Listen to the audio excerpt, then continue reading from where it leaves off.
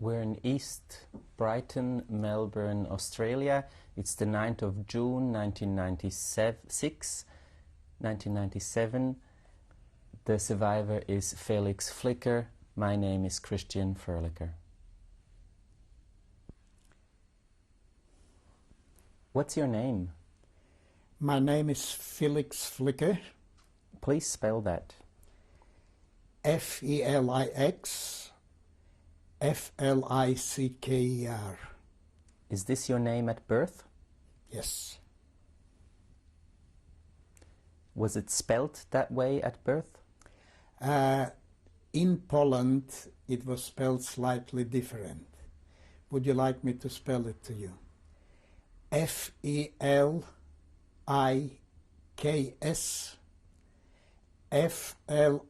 Flikier. When are you born? On the 6th of June 1925. Where? In a town called Białystok. Where is this? It's on the east of Poland, eastern part of Poland. How old are you today? 72. Tell us about your mother. My mother's name was Rebecca. She was the typical Jewish mother, only involved with her family. She had very few outside interests. The well-being of the family was her main aim. Her maiden name was Kartoflewicz. She was also born in Białystok. In her young years she was a seamstress, or these days they would call it a machine operator. She was very capable in this field, and thanks to these abilities, I'll tell you how later on it saved our life. Describe her physical appearance. My mother's. Naturally, to me, she was the most beautiful woman in the world. She was a very good-looking person. Dressed nicely, because we were a middle-class family and she could afford some nice clothing. How was her character like? She was not temperamental, she was very reserved. With the children and husband, she always spoke in a quite nice manner, never lost her temper, never punished the children physically. But a few stern words now and again did the trick. What language did she speak to you? Yiddish. Our language at home was Yiddish. Tell us about your father. My father, again to me, he was the most wonderful father in the world.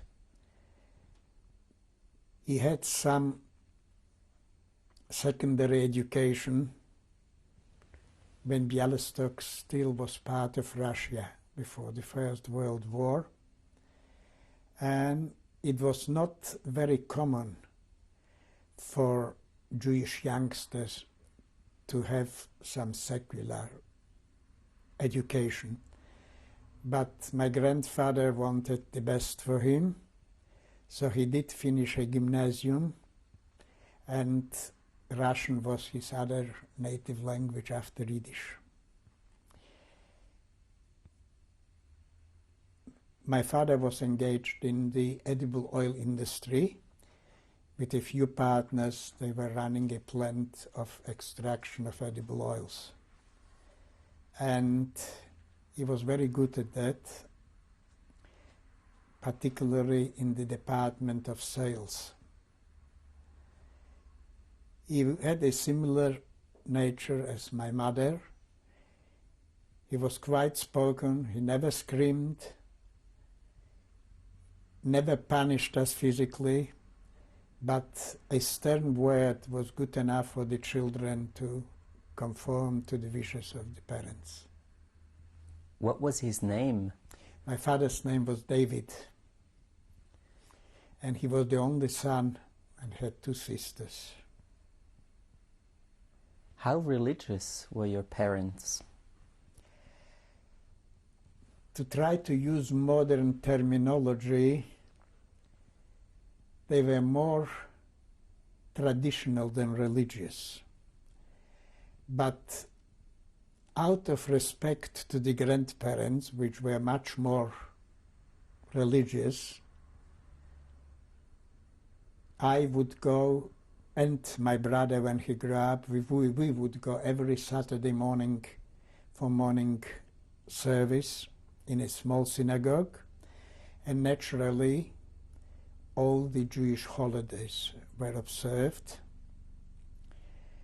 We ran a kosher kitchen at home, which was the case with, I would say, at least 95% of Jewish families in Poland. But in other ways, my father was fairly modern. He would ride on a Saturday and a Shabbat. He would smoke a cigarette on the quiet, but never do anything like that in front of his parents, out of respect. I even remember as a child a very interesting incident. We lived on the 1st floor, and at home we were not wearing any head covers, we were bareheaded. But when my father, during a meal, would hear the footsteps of his father coming up, he would call out, "Rebecca, quickly, give me my hat and the children's hat, because father is coming." It was the type of respect that you find very seldom these days. Tell us about your brothers and sisters. I have one brother, Harry, 2 years younger than me, born in 1927. He attended this same school as me. He was also a very bright youngster, very good with his hands, could fix things at home even at the age of 9 and 10. My sister, which was 4 years younger than me, also attended a special girls' school. Was a nice, bright kid. Singing, dancing was her specialty. What's her name? My sister's name is Keila, K-E-I-L-A. It's after my maternal grandmother. My brother's name is Harry, as I mentioned. Take us through your house in Białystok.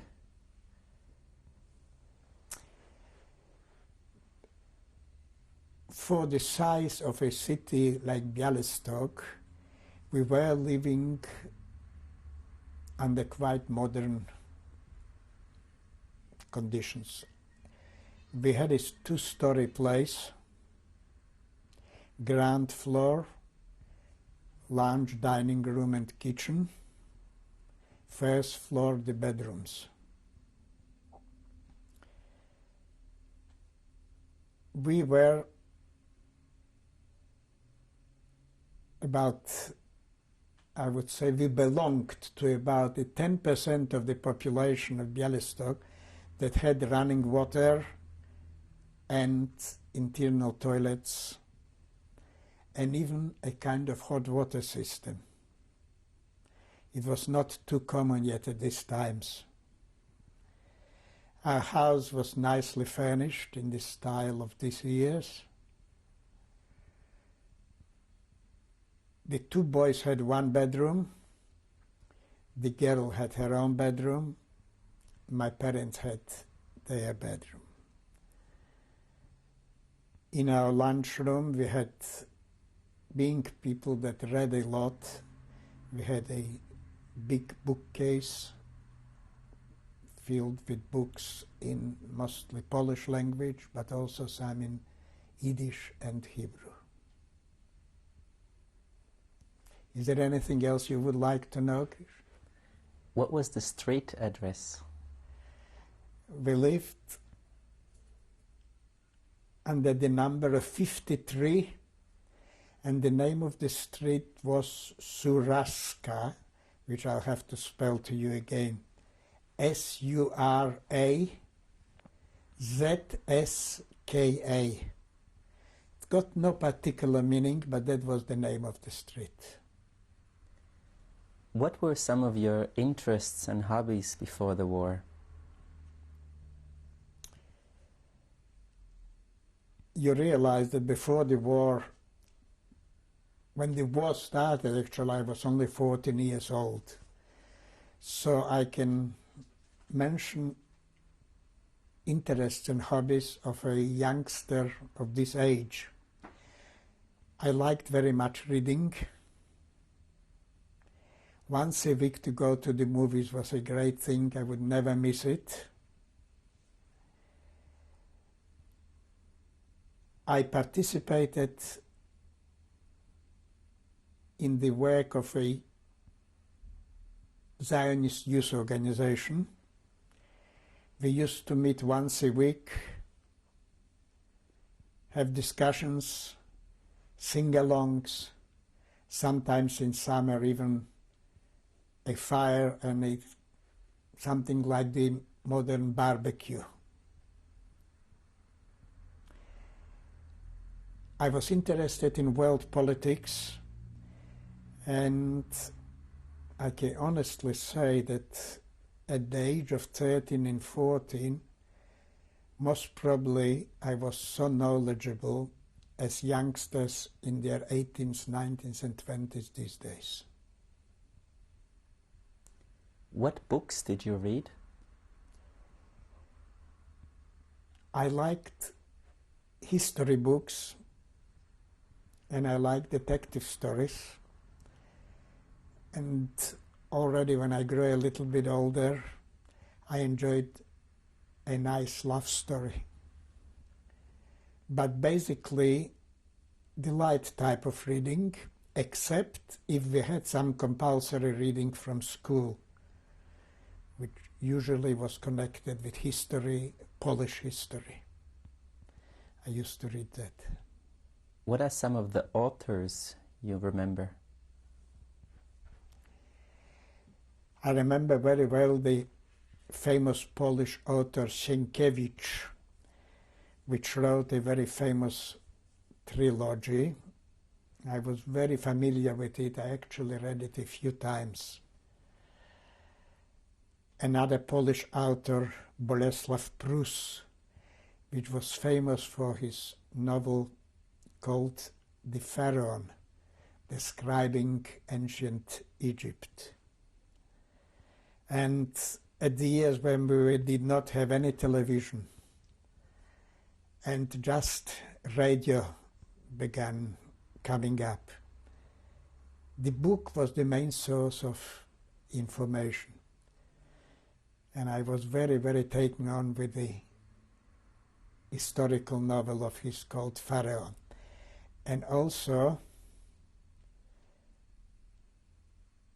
the name I mentioned, Sienkiewicz, wrote a novel by the name of Quo Vadis. On this novel, later on, the film Quo Vadis was based. It was on the persecution of the early Christians by the Romans.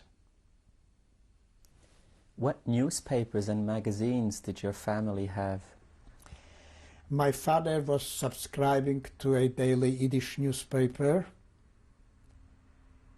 by the name of Heint, which in translation meant today. It was a Zionist-oriented newspaper. And I was buying some special editions of magazines and newspapers for students of a nature of travelogues, history, geography connected. But the normal daily newspaper was the one I mentioned before, in Yiddish. Tell us about the films you saw at the local cinema. The films I enjoyed mostly were westerns.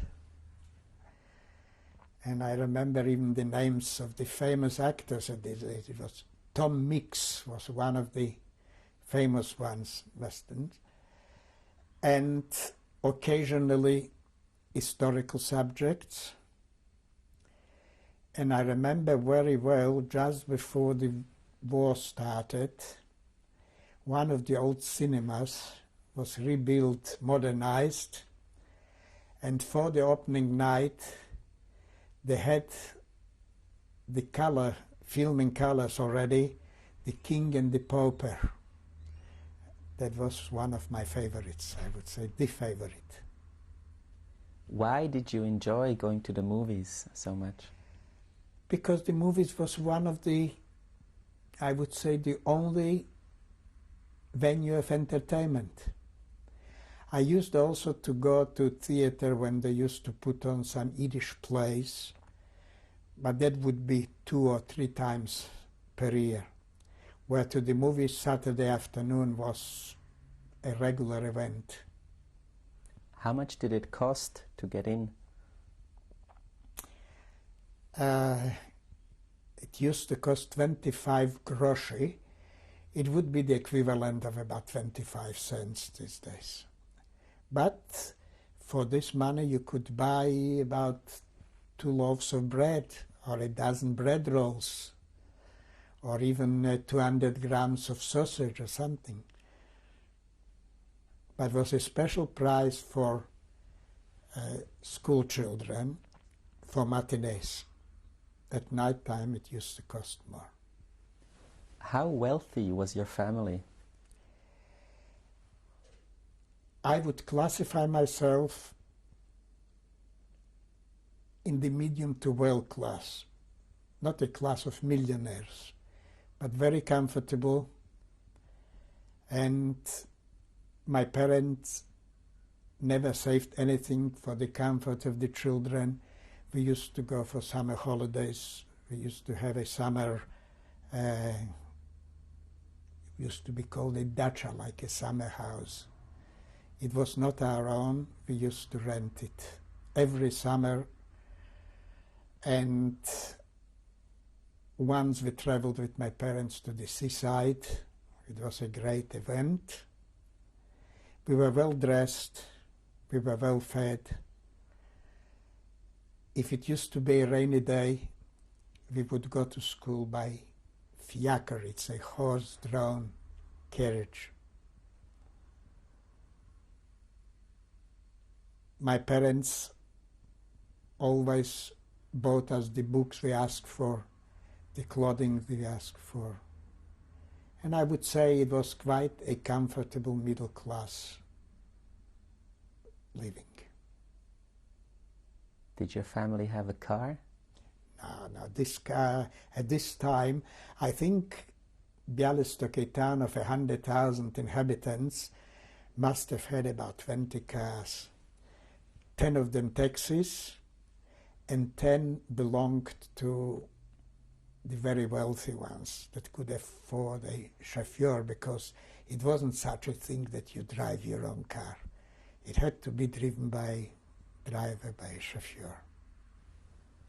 What education did you have before the war?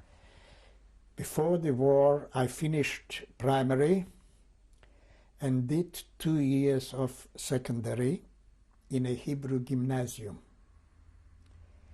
I mentioned it specially Hebrew because that was a unique school where all subjects were taught in the Hebrew language. And the generation of pupils were being prepared to continue their studies in Palestine at the Hebrew University of Jerusalem and at the Technical College in Haifa.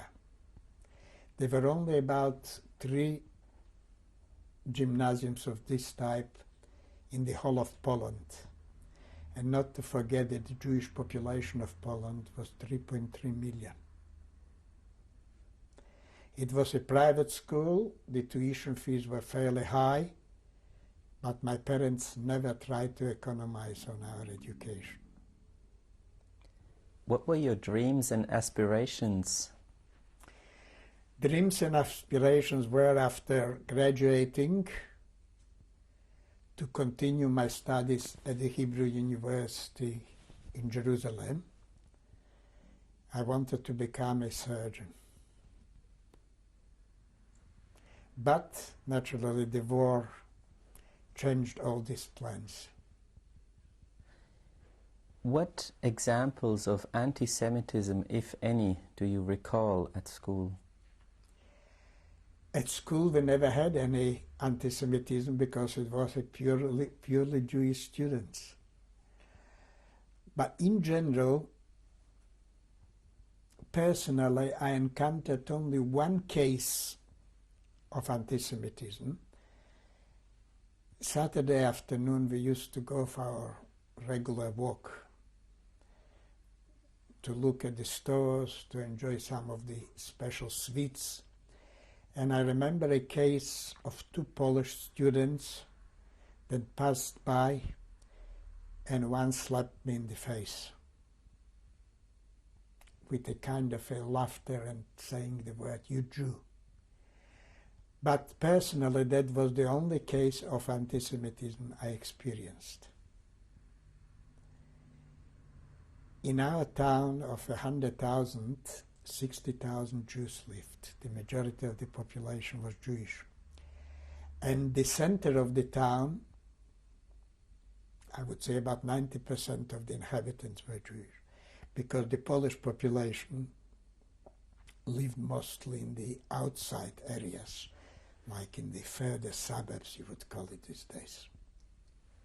What professions did Jews engage in predominantly? At this time, now, Jews were very well, I'm just looking for the right, a great number of Jews were engaged in the professions of lawyers, medicine, doctors of different fields, and I would say that in our town 95% of the medical practitioners were Jewish, and also engaged greatly in manufacturing. Our city was very famous as a great textile manufacturing center. And in other types of business, like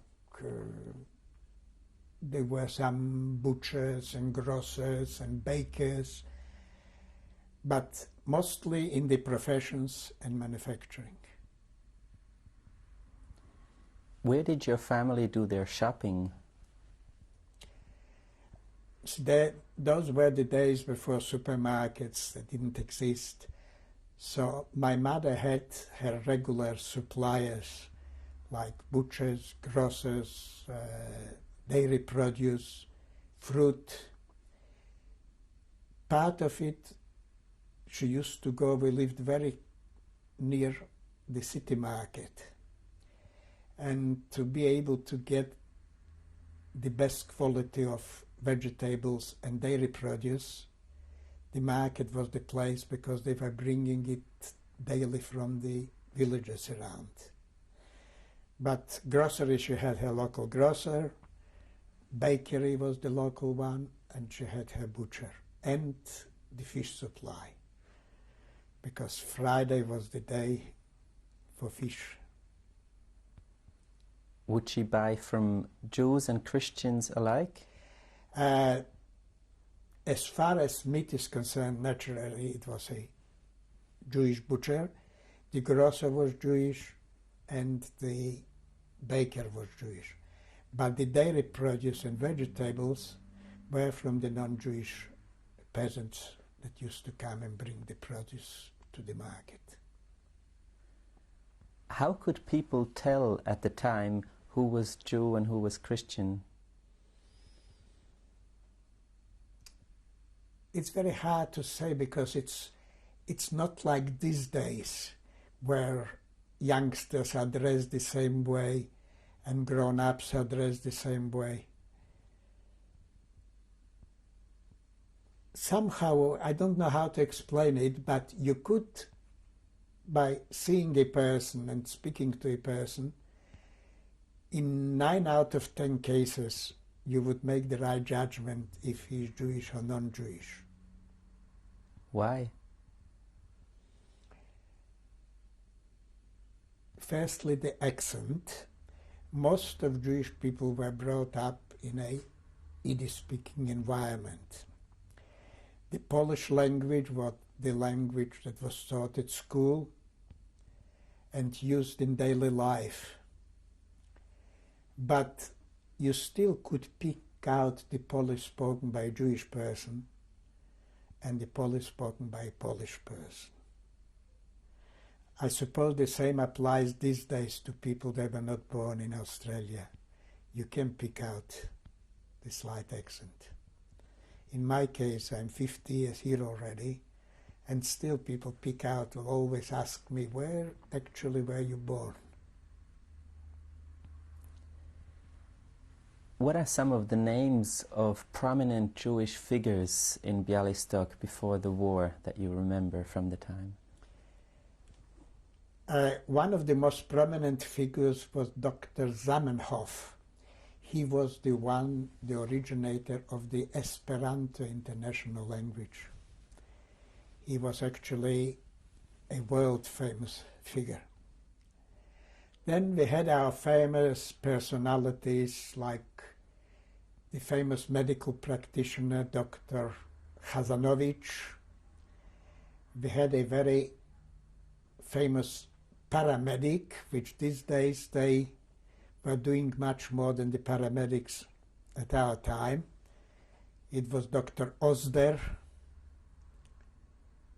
A few famous rabbis, one of them the grandfather of my wife, Rabbi Bishkovich, and a few very well-known industrialist manufacturers. My father was one of them. A few engaged in the textile industry like Sokol and Silberpfennig, the Pines families, the Marraine family that were engaged in tannery leather production. In the field of education, there was Dr. Adler, which was a very famous teacher of Polish language. We had a very famous teacher of arts and crafts. Jakubowicz was his name. There were a number of other well-known teachers, but more or less I gave you the names of a few famous personalities. We have to change the tape. Felix Flicker. How much of a patriot were you before the war? Very patriotic. I liked Poland. I liked the Polish culture, Polish language, Polish literature. And I felt if I would be older, I would be very happy to serve in the Polish army. How much trust did you have in the Polish army? We have been of the opinion that the Polish army is very modern and very strong. That's what we used to hear over the radio and read in the press, and the speeches of the president and the army commanders. But regretfully, when the war started, the Polish army has shown itself years and years behind the modern armies of the day. How much did you know about the anti-Semitism of the Germans? I can recollect that in 1933, when Hitler became the ruler of Germany, a lot of it has been written up in the press, over the radio. We knew about the famous book Mein Kampf that Hitler has written, and the Jewish population started to boycott German manufactured goods. Jewish merchants that had business dealings with German companies stopped dealing with them. We knew that Jews in Germany are being persecuted in some degree.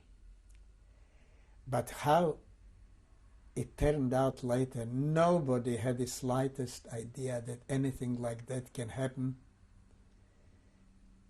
with a nation that was considered one of the most progressive, one of the most educated and cultural nations in Europe. How much did you fear the war? To be truthful, at my age, I thought it might be a very interesting experience. Being a child, I did not realize what actually war means, what it can bring. But it was a kind of a mixture of fear and curiosity, how it's going to turn out, how it's going to look. We never ever thought how tragic the results of a war might turn out. When did the war start for you? The war started on the early morning hours of the 1st of September 1939. How old were you then? I was then 14 years old. What happened on that day to you and your family? It's a very memorable day because on the 1st of September, the summer school holidays are finished and schooling begins. We knew that something is going on, that it might happen something unusual, because in the end of August, Hitler had the famous non-aggression pact with the Soviet Union, with Molotov, the so-called Ribbentrop-Molotov pact.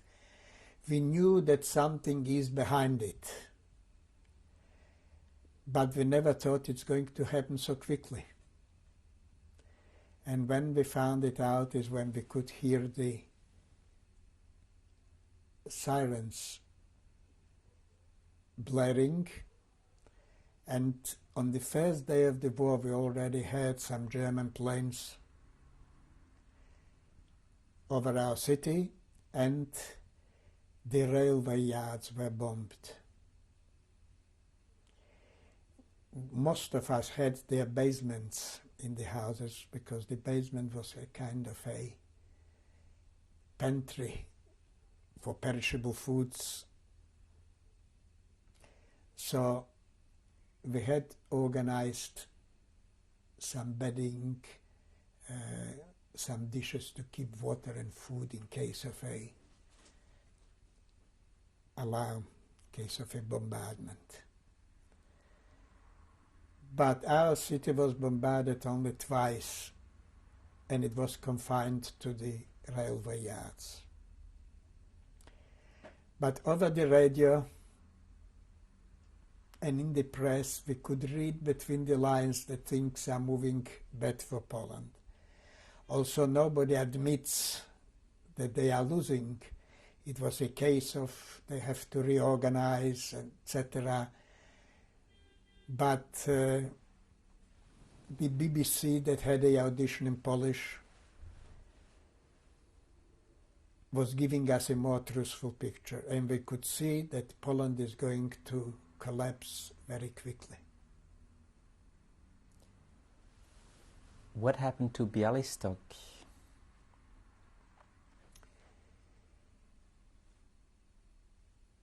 It didn't suffer from any air bombardments, but on the 17th of September, the German troops entered Bialystok. There was no battle for the town because the Polish army was already so disorganized. They were on the run, and the Germans just had to march in. And we've seen the first German troops on the 17th of September. The first few days of their behavior was reasonably normal.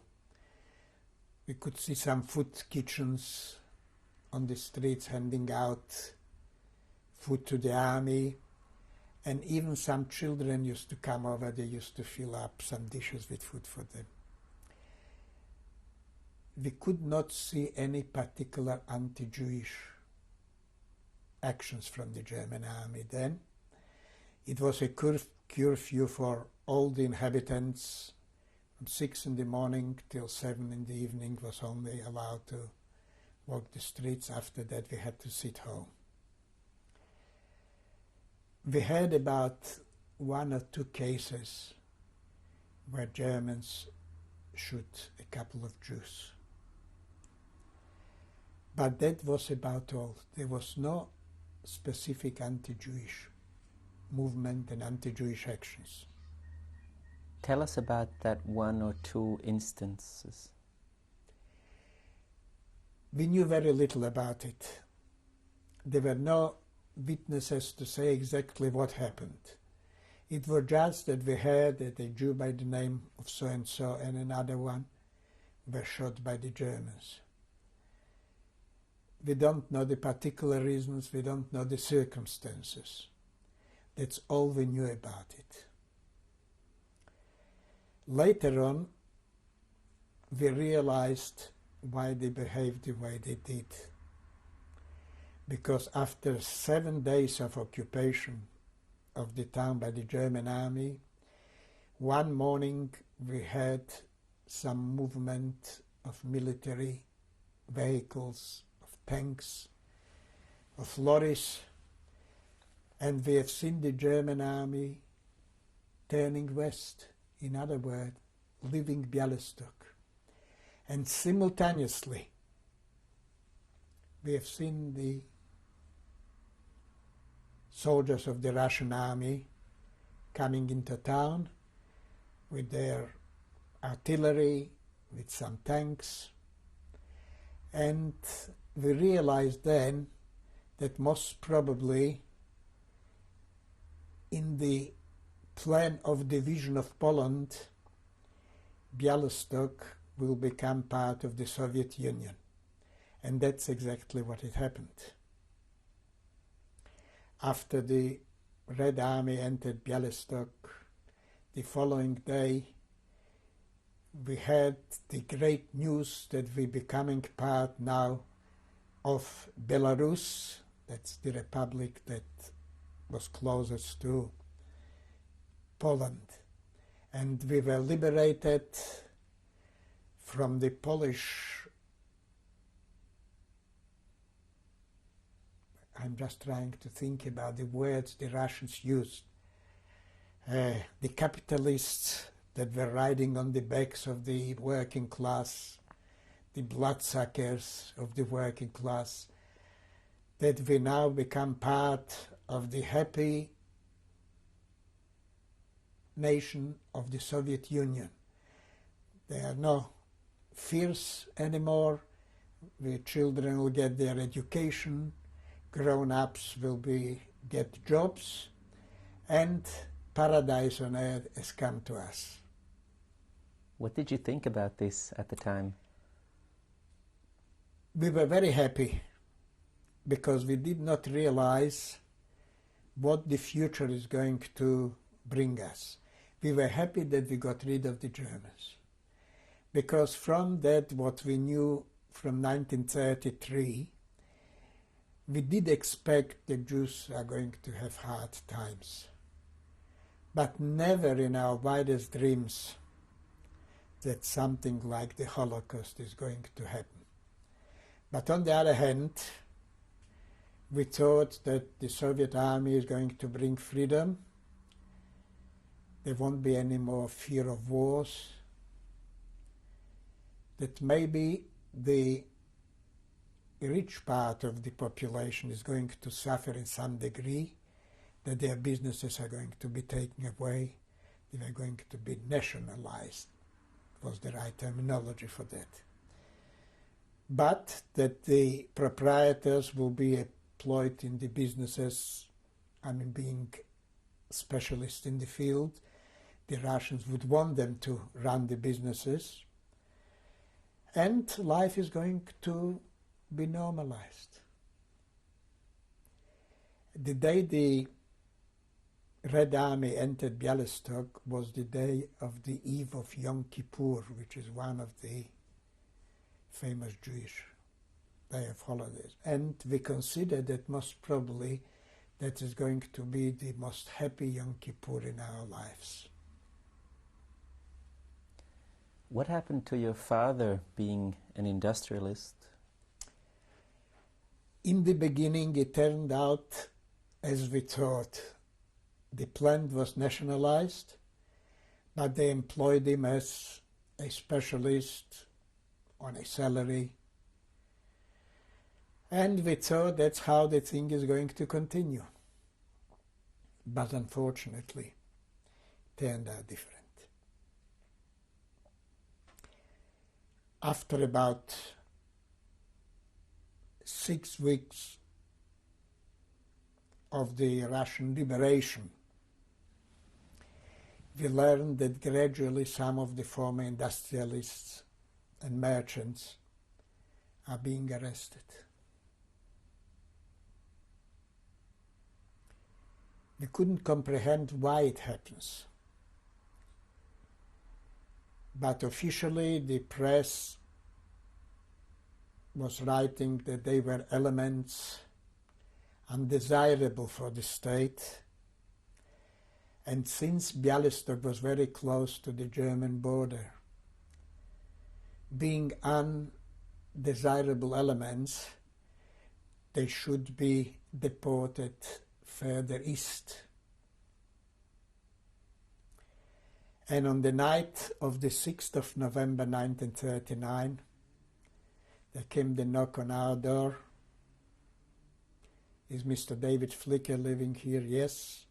Would you kindly take a few things with you? Some underwear, socks, soap, shaving gear, a towel. We take you away for a few days, but in a few days you will return to your family. These few days turned out to be 3.5 years.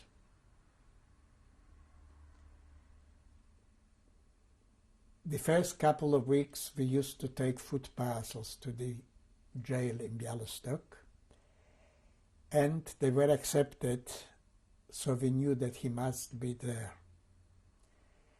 But after 3 weeks, when the food parcels were knocked back, we knew that he is not anymore in Bialystok. But we never had the slightest clue where he is, what he did wrong, with what he is accused, not the slightest idea. And within the next few weeks, quite a number of industrialists and merchants were arrested. We never knew what's going to happen to the rest of the family. But there is something that I have to point out, that the population, the Jewish population of Bialystok, which before the war was 60,000, nearly doubled in these days. Tens of thousands of refugees that crossed the border from the other side that was under German occupation ran to the east, and we ran out of living space. We didn't have place where to accommodate the refugees. Every school building, every public building was occupied. every family gave some refuge for another family.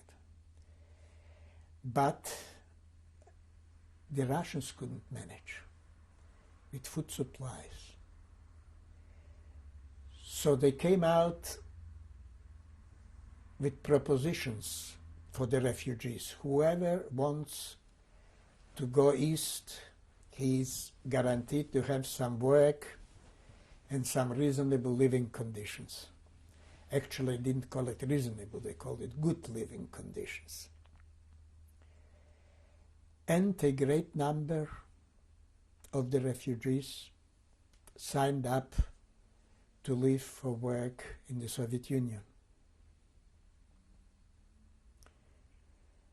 But after about 2 or 3 weeks, a trickle started to return. And from them we learned what shocking conditions exist in the Soviet Union. Because the official propaganda was that it's heaven on earth, it's paradise for people. But the way the Red Army behaved, the way the Russian functionaries behaved, their ladies, how they started to clean out the shops of absolutely everything. I mean, it's only taken to put 2 and 2 together to realize that there must be very great shortages there. Because it was not a question of choosing particular items. It was whatever they could lay their hands on. And within a few weeks, the shops were empty of merchandise. No new goods came in. They locked up all the private shops. Bakers were supplied with some flour. Very small quantities of meat were available. The peasants were still bringing their produce to the market. But the Russians opened up some stores which were called universal stores, where some articles of food were available, some canned food, some canned fish, but very, very meager supplies. It's only thanks to the supplies that the peasants were bringing to the market we had enough food to survive. Forgetting about any clothing, we had to do with what we had. No clothing, no footwear, nothing of this nature was coming into the town. When did you leave Bialystok? I left Bialystok, actually I can't say I left because we were deported. On the night from the 12th to the 13th of April 1940, 2 o'clock in the morning, there was a knock on the door. We opened up the door. 2 KGB officers with a couple of soldiers that were brought to keep guard entered, asking if that's the family of David Flicker. After confirming that, they said, we're giving you half an hour to pack up. You are going to be resettled. On our questions, where to? The answer was, you'll find out. We were never told where we should go. And as it happens in life, a little bit of luck can change a whole picture. That happened in the case with our deportation, with our family. As a child, I asked one of the officers if I can go to the toilet. He said, yes. And going out from the room, in the passage where we had our hangers for the clothes, what do you call them? We have seen one of the guardsmen, one of the soldiers, standing next to a coat on the wall and having his hand in the pockets of the coat. Naturally, I realized that most probably he is looking for something. But when he has seen me, the colors in his face changed. I could see the fright in his face. And he said to me exactly these words: "If you are not going to report to the officer what you have seen, I'll give you a very good tip." I mean, he used the Russian expression of the word tip. He said, "Take with you as much as possible clothing, because you are going to be deported to Siberia, where the climate is very, very cold, and where there are great shortages of food and clothing. And thanks to the things that you'll take with you, you might be able to survive." And I ran into the room and said, "Mom, take as much clothing as you can. Don't be choosy. Just grab anything, put it in." I mean, we didn't have any suitcases then. So you put some bed sheeting on the floor, filled it up with clothing, tied up the ends into a bundle. And my mother followed this advice, and we have taken a fair bit of clothing with us. We came down and a lorry was waiting on the street, loaded up with the clothing. Already another family was there that were picked up before us. We locked the doors. In the same building a brother of my mother lived. We gave him the keys. They were crying all around, but we said to him, "Don't worry, we are going to be very close from Białystok and we'll see you shortly." I mean, I didn't want to pass on to them the sad news that our journey is going to end in Siberia. Why were you deported? We were deported because we were the family of a socially undesirable person, and they called us socially undesirable element. In other words, we cannot live too close to the border. That was the official version. Unofficially, they wanted to get rid of us as soon as possible. Did the same apply to wealthy or fairly wealthy Polish? It applied the same, but there were not too many wealthy Polish. But the Polish families, they were families of public servants, of army personnel, of policemen. All these elements were considered socially undesirable. In other words, they did not trust them. And the families of these people were herded together with us. There were a few families of wealthy landowners, a few families of Polish merchants, but the majority were families of public servants, military personnel, or policemen. Tell us about the transport to Siberia.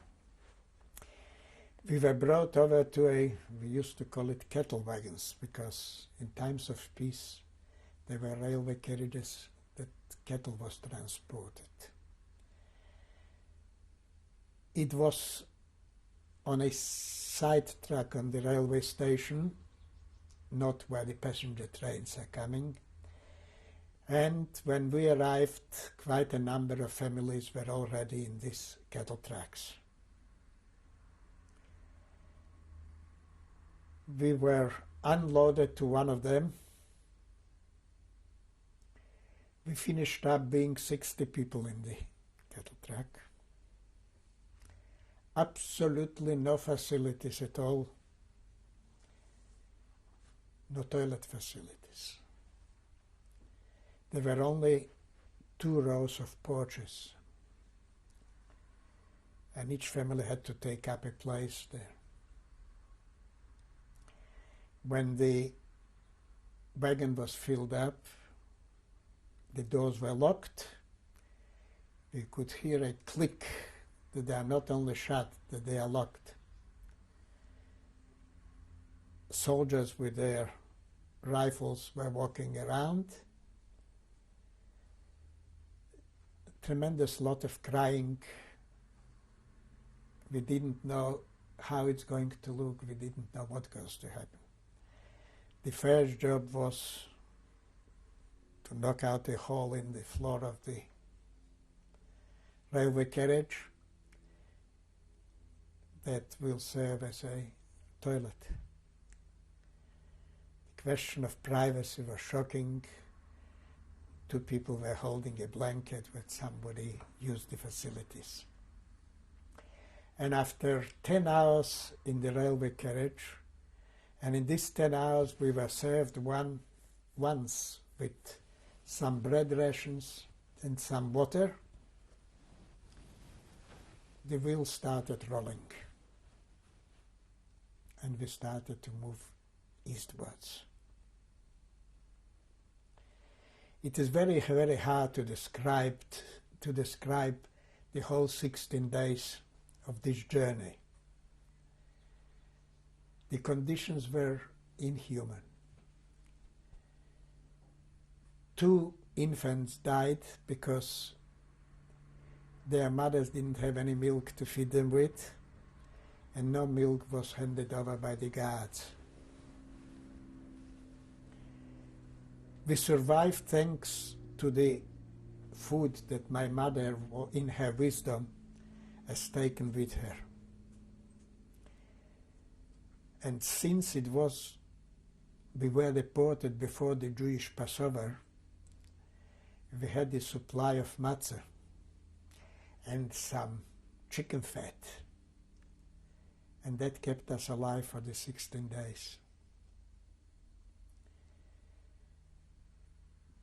Through the whole 16 days we got hardly any food. 3 or 4 times we were handed out some bread rations and so-called soup, but the soup consisted of some hot water with a few pieces of cabbage leaves in them or a few fish bones. And if the journey would last another 3 or 4 days, I would think that at least half of us wouldn't survive it. How do you know it was 16 days? I mean, we know the day we left. We could see through the little window day or night. The doors used to be opened once a day. So we were keeping count of it. We have to change the tape. The driver is Felix Flicker. Where did the train journey end? The train journey ended in Siberia, in a little town called Pavlodar. That's where we were unloaded from the train on an open field. It was the 28th of April, which in these parts of the world it's still winter. The outside temperature must have been around -25, which is considered not very cold in these parts.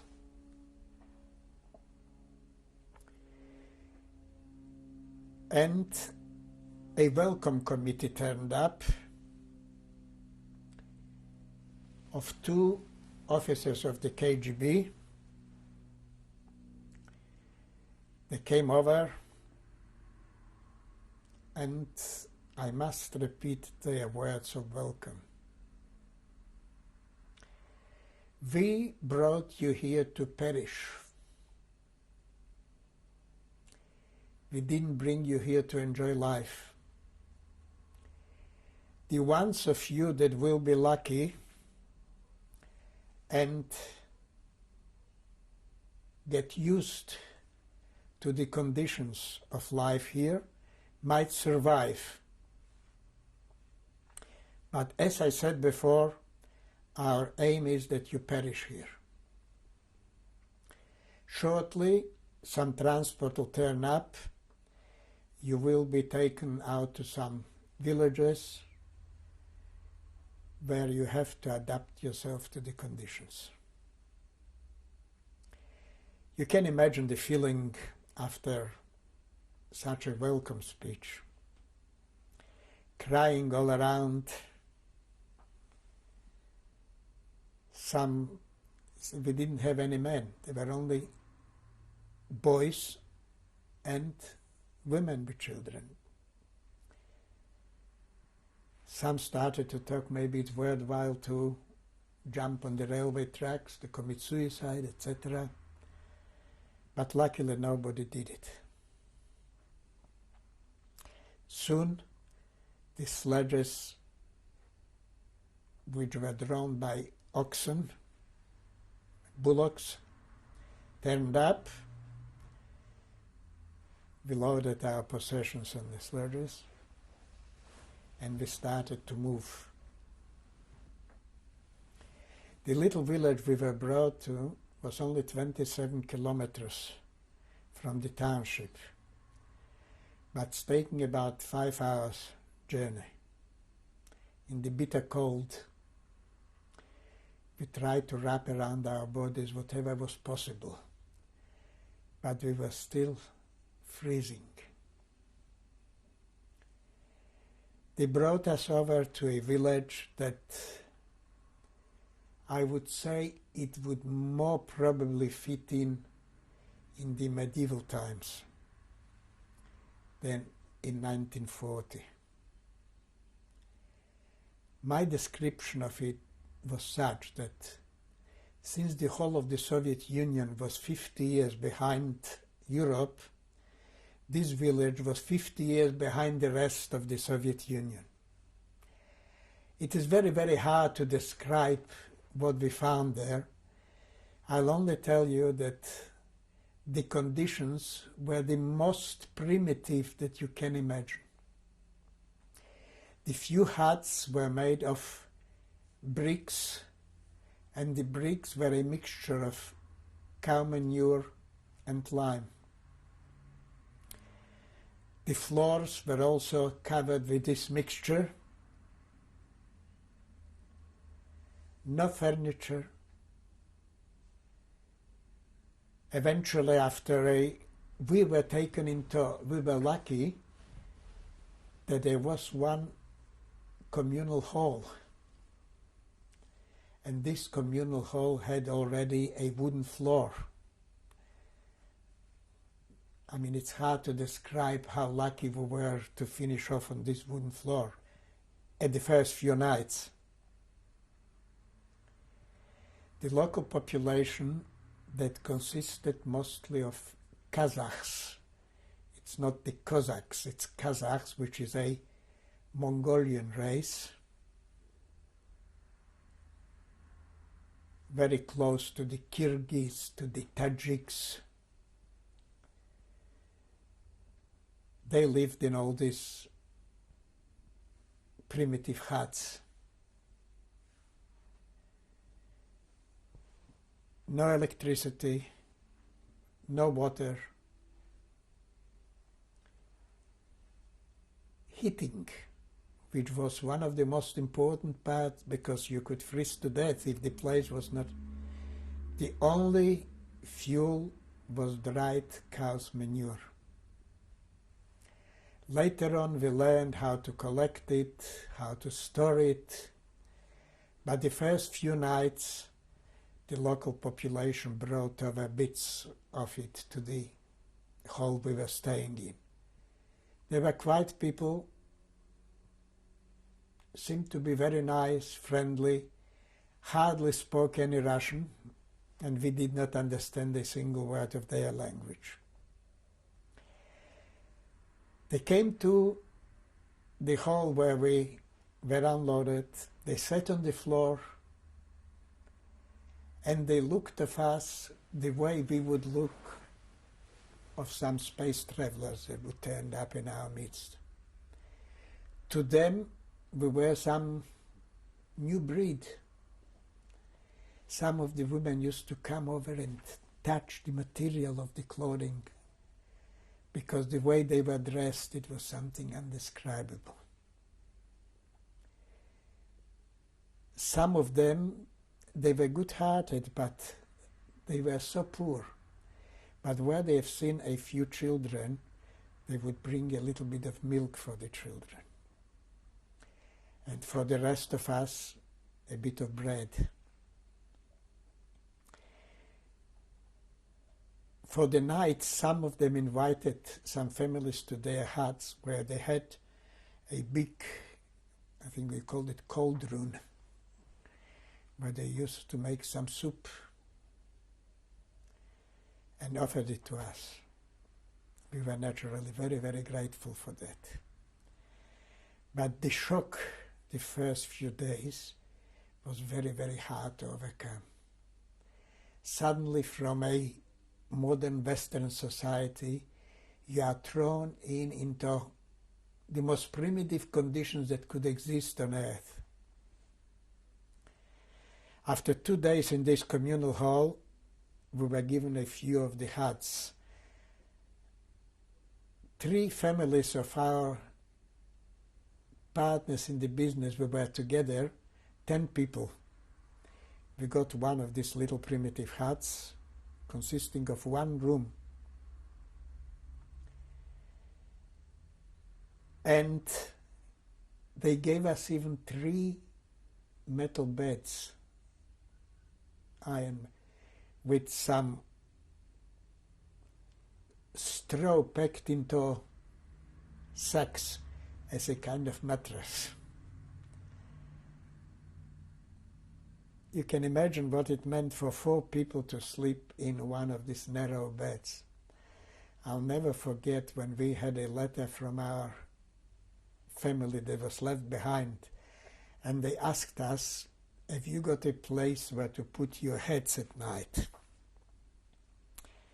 The answer was, it's not so bad with the heads, but with our legs. They had to hang up on the sides of the bed, couldn't fit it in.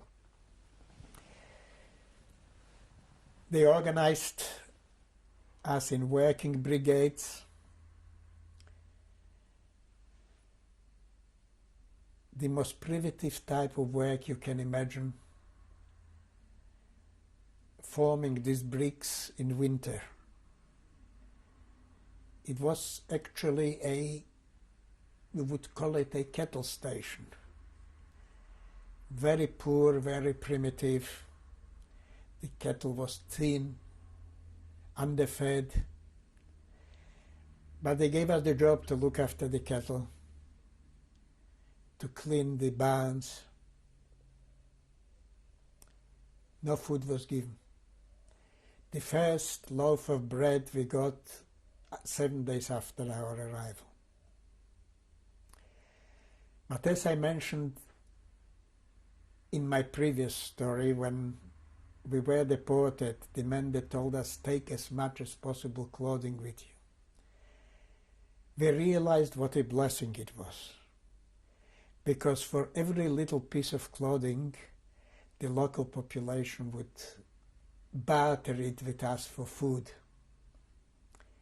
That's what kept us alive. What was the name of the village?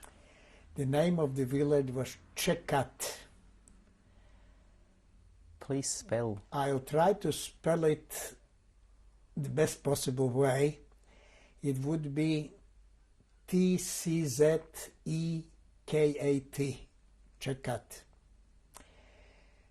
The agricultural settlements in Russia were divided into 2 groups.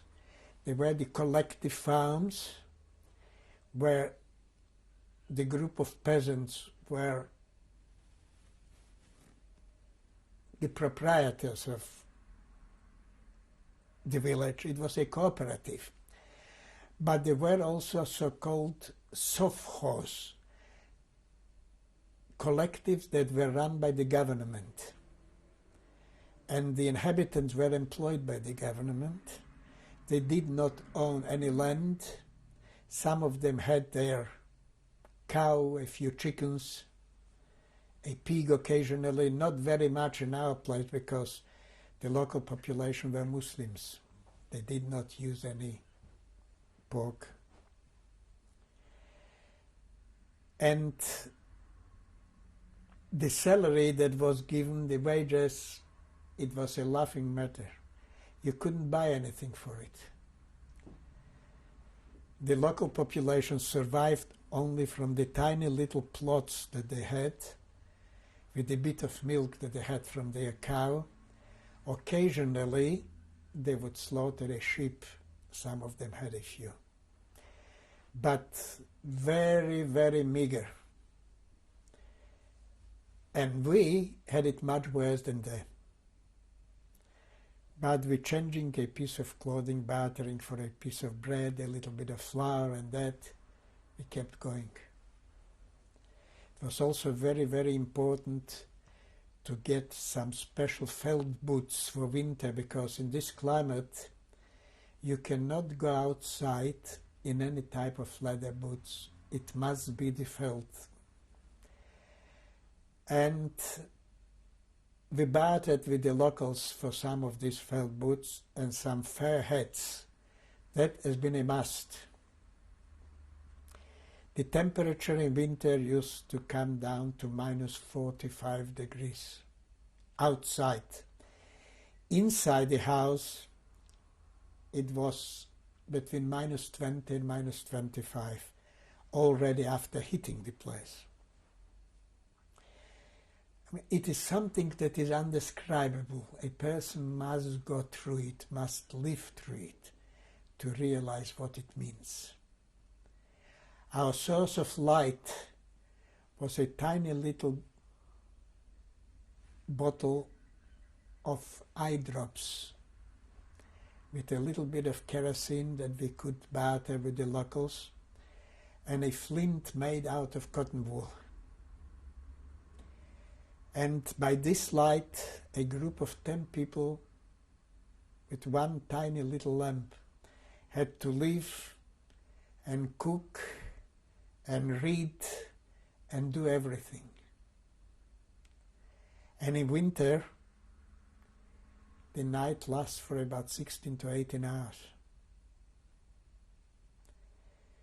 But you can adjust yourself and you can get used to any type of life where the circumstances force you to do it. The younger children were asked to attend school because, I mean, it's laughing, but schooling is compulsory. Feeding the people is not compulsory, but schooling is compulsory. And the closest school was 5 kilometers away, a tiny little village school. No transport, we had to walk to the school and return. And in winter, there were a couple of cases that some wolves attacked children. 2 children were killed and eaten up by the wolves. During the day, the grown-ups used to try to hunt, to find the wolves. Sometimes they were successful, sometimes not. But there was no alternative. We used to, from our particular village, 12 children were attending the school. We used to hold together, and when we could hear the howling of the wolves, we used to scream, frighten them away. But they were so hungry, the wolves too, that sometimes the screaming didn't help. And that's how life was going on under these primitive conditions. The temperature in winter used to reach minus 50. And it's hard to describe what happens to a human being when you go out at this temperature. Any part of the human body that's uncovered gets frostbitten immediately. We used to stay inside for whatever used to melt some snow that was plentiful around the house. And we used to wait till the temperature drops. I mean, when I say drops, to lower than 50, to 40, to 35.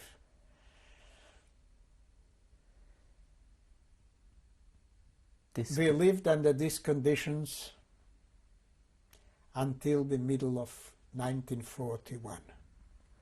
Describe the indoctrination that you might have been subject to at school. What did they teach you? What did they tell you? It was the typical communist way of indoctrination. They were trying to convince us that we are the most happy people in the world,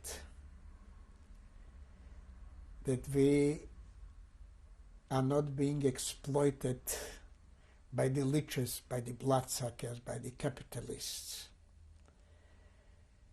that we live in a free society. It's like you tell a person that sits in jail that it's not a jail, it's a paradise, it's a holiday place. But they were going through the normal program of teaching, and that was in the program. Naturally, to us it was a laughing matter because we knew how normal life looks. But for the local population that was not used to anything else but to that what they had, they believed in it. They believed how free they are, how happy they are, how well fed, how well dressed. As it happened, the few of us were the top pupils at school, because the standard of this village school was very, very low. Most of us had a different type of education. So when it came to subjects like mathematics, geography, history, we were miles and miles above the local ones. They looked at us and they also thought we might be some beings from outer space. How do we know all these things? But then when the German-Russian War broke out in June 1941,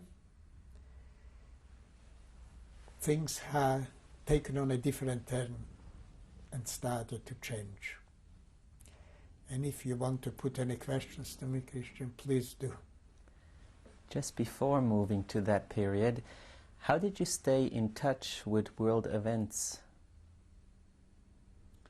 We didn't know absolutely anything what goes on. We were cut off from the rest of the world. About the beginning of the war, we found out 3 days later when we went to the post office to pick up the mail, and we had to go, the post office was in the same village where the school. So where the mail was picked up, the postmaster told us that 3 days ago the Germans attacked the Soviet Union and the war has broken out. How much of a surprise was this to you? On one hand, we knew what a war means, how much unhappiness and tragedy it can bring. But on the other hand, we were hoping that maybe that will bring some change to our life, to our conditions. And later on, actually, that's what turned out. And how realistic did you think the chances of the Germans were to actually conquer the Soviet Union? After what we have seen of the German forces when they attacked Poland, and after what we have seen of the condition of the Red Army then when they entered our town of Bialystok, we realized how far behind the Red Army is of the German forces, which has proven correct because the German Blitzkrieg at the beginning of 41, anyone that studied this period and knows something about it would realize how far the Germans were superior at this time. What saved the Soviet army and what brought them to victory is the Russian climate. That was the downfall of Napoleon in 1812. It was the great massive help that the Soviet Union received from the Western countries, particularly from the United States and UK, the so-called Lend-Lease program, where billions and billions worth of merchandise, of food, of clothing, of ammunition, of metal products that are required for the production of planes, of artillery, of tanks. All thanks to that, the Red Army was able in time to modernize itself. And that brought the Red Army to a stage where they could start pushing out the Germans. Back in Siberia, what language did you speak? Between ourselves, we spoke Yiddish. With our Polish friends, they were together, we spoke Polish. And we learned Russian.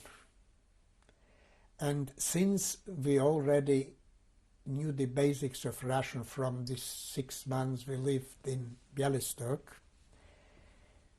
it was easier for us to absorb the language. But with the local population, it was very little we could talk to, because their Russian was worse than ours. But when we used to come to school or the other village where the postmaster were, there were already more Russian families living in the villages. That also helped our barter trade. And I would say that knowing Polish, which is one of Slavic languages, it was easier for us to learn Russian. We could make ourselves understand, and we understood what the others are talking to us. How many Jews and Poles were there in Čekat? Čekat was actually divided into 3 little farms. It was farm number 1, farm number 2, farm number 3. We were on number 1. On our farm, there were about 16 families. There were the 3 Jewish families that we were together and 12 Polish families. I would say the 15 families consisted of about 45 people.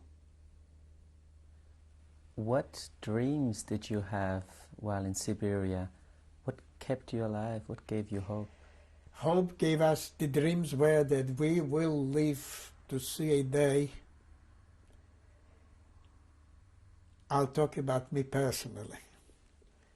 To see a day that I'll be able to sit down at a table where there is food on the table. And there is sufficient bread on the table that I'll be able to eat and eat and eat and still leave some bread uneaten. That was a dream. That we'll be able to read a book, because there was nothing absolutely in the village. There was the so-called club rooms, where once a week the population used to gather to sing a few communist songs. The only literature were booklets of the history of the Communist Party of the SSSR. And that was coming out our ears already. Nobody was in. But the dreams were they will live again under conditions where there is running water, there is electricity, there is a flushing toilet, that we'll have enough food, we'll have enough clothing, we'll be able to educate ourselves, we'll be able to travel, we'll be able to see the world. That kept us alive, these dreams of hope. I remember that I have taken with me, I had one book of detective stories. It was, you know, like you buy every week a little booklet, and the story goes on from week to week until at the end it consisted of about 55 booklets. And I had it all bound into one book. And this book was going around the hands. After the last one finished, the first one started to read it again. All with the light of this tiny little lamp. Where the lamp was standing, on the ceiling you could see a big black patch from the soot coming out from the carol lamp. But I'll go back to the time when the war started and we started to build up our hopes, maybe something will happen to us as well. And one day, I would say it must have been around the end of September 1941. Before we go into that, we'll have to change the tape again. Okay. Tape 4, the survivor is Felix Flicker. Please continue. A couple of KG men arrived to our village. They asked all the deportees to assemble in the hall, and they informed us that the Soviet Union made an agreement with the Polish government in exile in London, whereby all former Polish citizens are being released from the jails, from the deportation villages, a general amnesty for all the former Polish citizens. And as from now, we have got the right to leave the village, choose any other place of living, providing it's not against the local laws. And we can consider ourselves completely free people. We are not under any restrictions, we are not anymore criminal deportees. Naturally, we were filled up all with hope that that might be the beginning of the end. And I, with another representative of the three families of ours, we went over to this little township to see what are the chances to move over there, because it would be for us a great step forward from a little rundown village to a township after all. And we were able to find a landlady that agreed to rent us 2 rooms and for a certain rent, and then we can come over. And that's what we did. We packed up, and on a couple of, it already was winter again, must have been the beginning of October 41. On 2 sledges, we arrived in this little township, settled down in the 2 rooms. It was a great step forward from that what we had before. In the township was a library, there was a movie theater, was a big marketplace where it was much easier to barter things, and life became much more bearable. Naturally, it was still far from the paradise promised by the Soviet government, but it was much better. From our father, we didn't know absolutely anything. Is he alive or not, and where he is? After writing to all the different governors of the provinces, and they call it the procureurs, which is, what would you call it? the opposite of defense prosecutors. But I never got a single reply from any one of them. I found myself a job in a small workshop that was making up the felt boots. It was a great blessing because I could get them at a lower price and being able to sell them on the market for better, exchange it for food, etc. It started to get slightly better. My younger brother and sister both attended school. And I don't know, Christian, if you would like, it's a very interesting case how we found my father. They started to turn up some former prisoners from the gulags that were liberated in conditions that are indescribable, in racks like skeletons and that. And one day a Polish man turned up in our township and a lady brought him to our house. Firstly, we fed him, then we gave him some hot water to wash himself, gave him a change of clothing, and then we started to ask him questions. Maybe by any chance he has been together or met somebody from the city of Bialystok. And he said, as a matter of fact, on the same porch that I was lying in the camp, there was a man from Bialystok by the name of David Flicker. Can you imagine what we felt? Now, and he said that was 3 months ago. Number one, we knew that he is alive. He gave us the address of the place. And to cut a long story short, we wrote a letter. The mail there is not exactly very fast, but it's taking about 4 months. We got a reply from our father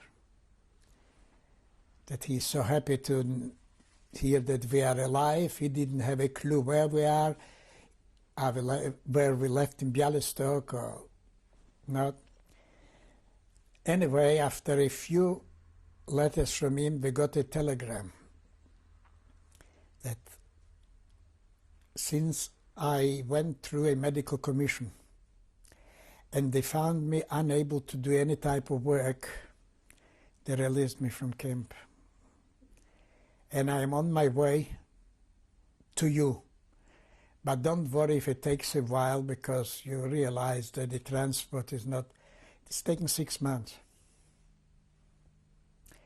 And in the beginning of 43, I don't remember the exact date, in the beginning of March 43, because I do remember that 2 weeks after his arrival, I volunteered to the army and was taken away. He turned up in our township. It's very hard to describe what happened, the feeling the whole family had. He was a man that when he was arrested, his weight was about 85 kilograms. He came back 35 kilograms. It was simply a skeleton covered with his skin. Naturally, we brought him. Mother looked after him properly, and after a while he recovered his strength and put on a bit of weight. But 2 weeks after his arrival, my application to join the army came through, called me out, and I had to say goodbye to the whole family, and I started my army career. In which gulag had your father been for all those years? For all those years, he has been in a camp. For anyone that is familiar with the book of Solzhenitsyn, Gulag Archipelago. He was in a gulag by the name of Vorkuta, Vorkuta. It was very close to the Arctic Circle. And there were coal mines there, and he was working in a coal mine. Please continue. The stories he told us from the gulag It's also a subject for a separate book. But the happiness returned to the family, at least we were all together. I left for the army. In the beginning, I was a soldier of the Red Army. After a short training course, I was sent out on the front lines. I participated as a soldier in quite a few battles, and I continuously used to put applications to our commanders that as a former Polish citizen, please transfer me to the Polish Armed Forces. And one day I was called out to the office of the commander and said, your application was approved. You are being transferred to the Polish Armed Forces. Since you have proven yourself a capable soldier, you are assigned to a military academy, artillery school, where you'll graduate after a while and take up your position with the Polish Armed Forces. The military academy was in a town by the name of Riazan, R-I-A-Z-A-N. It was about 150 kilometers south of Moscow, and it was a very famous city for the military academies that were in this city.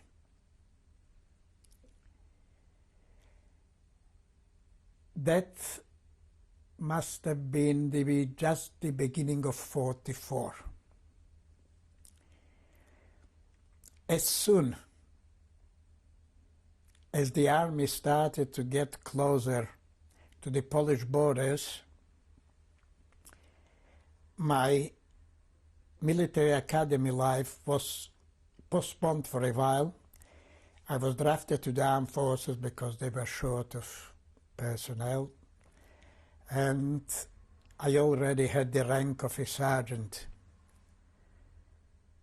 Participated in a few battles, and that is when, on the 22nd of July 1944, my unit, which was the 44th Anti-Tank Artillery Regiment, participated in the liberation of the camp of Majdanek.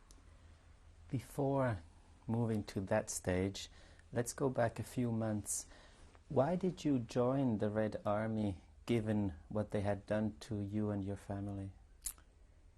My idea was to be in the Polish units, but I realized that to be able to be transferred to a Polish unit,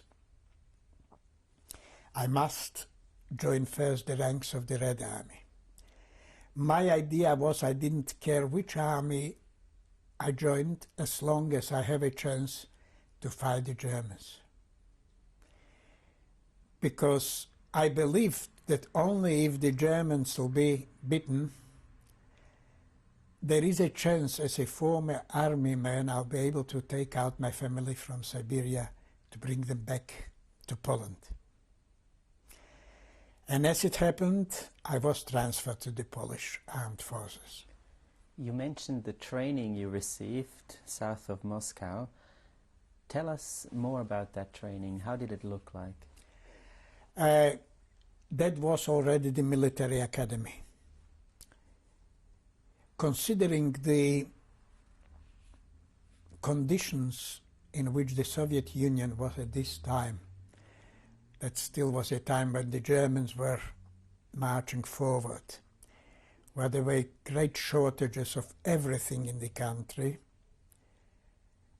The life at this academy was bearable. We got some reasonable uniforms. The food was reasonable. We got some very good military instructors, which tried to fit in our brains what normally would take 2 years in 6 months, because there was no time to drag on the schooling for so long. Then after I liberated Majdanek, I was sent back to the military academy to continue my studies. But that was already in a Polish town by the name of Chelm, Chelm, which was very close to Lublin, where Majdanek was, about 80 kilometers. Before Majdanek, the training that you received, what were you told about the strengths of the Germans? How were you trained to fight them? That was already a time where they had to come out openly to explain the situation. And their way of thinking was such that since the Germans attacked us without any warning, the Red Army was at this stage not prepared to fight. But since already a few years nearly passed, we were able to build up the strength of our army, the tank corps, the artillery, the aviation, and with the help of the United States and other Western countries, our army now is a strong fighting force, and we hope that very soon we will conquer the German. And it was already at a time where the Germans started to be pushed out from the former Russian territories, and they were getting closer and closer to the former Polish border. What did you know at the time about what was happening on the Western Front? Very little. We used to get tidbits of information, just little bits, but I remember, I can't recollect the dates where the Allies had their victory in the African desert. And what the Russians started to, the line they've taken on to inform us, that in the beginning even the mighty Western powers were not prepared to fight the German army. But with passing of time they were able to reorganize also their armed forces, and now the trend is that the Germans are being hit from all sides. But they said we are waiting impatiently that the Western powers open up the second frontier. In other words, that they land their forces in some place in Europe to take off the great pressure that our forces are experiencing. And I'll come to that moment, but I finished the military academy on the 1st of January 1944. Yeah, wait a minute. I think I'm getting confused. 1st of January 1945. But I would like to come back for a while and to go back to the camp of Majdanek. We liberated the camp. What we learned there, it's undescribable. The memory of it makes me feel that I don't want to go back to it, even in memory. We found huge stocks of shoes, of clothing. In the crematoriums there were still some bones and ashes, and 150 prisoners that looked more like walking skeletons than human beings. Possible that some more were discovered later, but we stayed in the camp a very short time because we were actually a fighting unit, and the camp was taken over by special units of the KGB. It was their task to look after the liberated camps. There were a number of guards left behind in the Majdanek camp. Some of them were executed on the spot. Some of them were taken over by the military for further investigation and for some court cases. And I remember in December of 44, I was called out to my commander in the military academy and asked, would I like to go over to Majdanek to participate in the execution of 6 former camp guards that were sentenced to be hanged. The feeling I had then, I said, I'll be only too happy to go over and witness it, or whatever I'll be asked to do, I'll do. And that's how I found myself after a night's travel in a bitter cold day, December. And when we arrived in Majdanek, it was early in the morning. There were already a great number of military personnel from all different units that were assembled there to witness the execution of the 6 guards. When the sentence was read out that they are going to be executed by hanging, 6 utilities drove over to the scaffold. On each one of them, a prisoner was put on. The noose was put on the neck of the prisoner. And they were given their last word to say before the execution. Out of the 6, said that they are sorry what they did, but they had to do it because that was an order, they couldn't object to it, etc., etc. Only one of the 6 said that if he would have the choice, he would do the same thing again. And then they called out, are there any volunteers that would like to drive the utilities forward so they can drop and be hanged? And as many people were there, as many hands were lifted up. They only chose 6 to participate in the execution. I was not one of the 6. Any more questions, Christian? Or shall I continue? When was the liberation of Majdanek? The liberation of Majdanek was on the 22nd of July 1944. Going back to that day, how had you been prepared for what you would see? I have been not prepared at all. Because we thought that might be a labor camp or something, but camps where they were exterminating people, extermination camps, doesn't exist. It didn't exist in our vocabulary. We didn't realize that anything like that could have been could existed and still is. And Majdanek was our eye-opener. After Majdanek, we realized that what we are going to come across in the near future is going to be as shocking as that and maybe worse. How did you cope with what you saw on that day?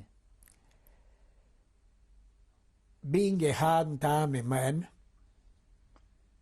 I cried on the quiet, but I realized that whatever happened, happened. I can't change things. How aware were you that there were mostly Jews that were murdered there? That's the guards told us. But as it happens in Majdanek, there was quite a number of Poles as well, and former Russian prisoners of war, and some gypsies. But the guards told that the majority of the prisoners were Jews. How long did you stay in Majdanek? About 6 hours. Tell us about the infrastructure, the facilities you saw. Look, it's hard to, it is certain facilities, even if they are not fit for animals, not only for human beings. There were the barracks where people lived like sardines in 18, one squeezed to the other. There were the crematoriums, there were the gas chambers. And the gas chambers looked exactly the way you read about it. Some huge cubicles, concrete walls, just one opening in the ceiling through which they used to drop the pellets of the Zyklon B, the poison gas. Some heavy doors that when they used to push in as many people as they could, they would seal the doors and start the gassing. And there were some, I don't remember how many, 3 or 4 crematorium ovens where they used to dispose of the bodies. But since the crematoriums could not cope with the number of corpses, they used to burn some on the open, and prisoners used to dig trenches, fill up the trenches with human bodies, cover it up. Who told you this? I was told by one of the prisoners that was a semi-skeleton that still was able to say and talk a few words. And after we gave him a little bit of food, and we had to be very careful with that, because some of them that got food and they started to fill themselves up with food, they were dying on the spot. He told me the story. Did you walk into the gas chambers and you saw the crematorium? Yes, I walked and saw the crematoriums and saw the bones and the ashes in the crematorium that were still left in the ovens, because they left Majdanek suddenly. They didn't have time to clean it up properly. The only as many as possible prisoners that were able to travel, they've taken them out, marching them to the west. The ones that were left, they consider they are already gone still. Any moment they'll die, so it's not worth bothering with them. What nationalities were the guards? The guards were mostly Germans, but there were about 2 Ukrainians that used to collaborate with the Germans. What were their ranks? None of them had any. They all pulled off their ranks. They all looked like they played the part of ordinary soldiers. But I'm sure that some of them might have been in the officer rank. Later on, the KGB, after proper interrogations, found out, but in the beginning, the few hours that I spent there, we didn't know with whom we are dealing exactly. Tell us more about the executions on that day. The day when I was invited for the executions. No. The day of the liberation. It's unpleasant memories. But whoever listens to this testimony, I would like them to think for a moment what could have been the feeling of a 20-year-old that went through hell in Siberia and that, in the camps in Russia, and went through quite a few fights with the army, battle fight, and coming to a camp where you expect that it was a camp for labor, maybe hard conditions, and suddenly he discovered that it was a camp of extermination.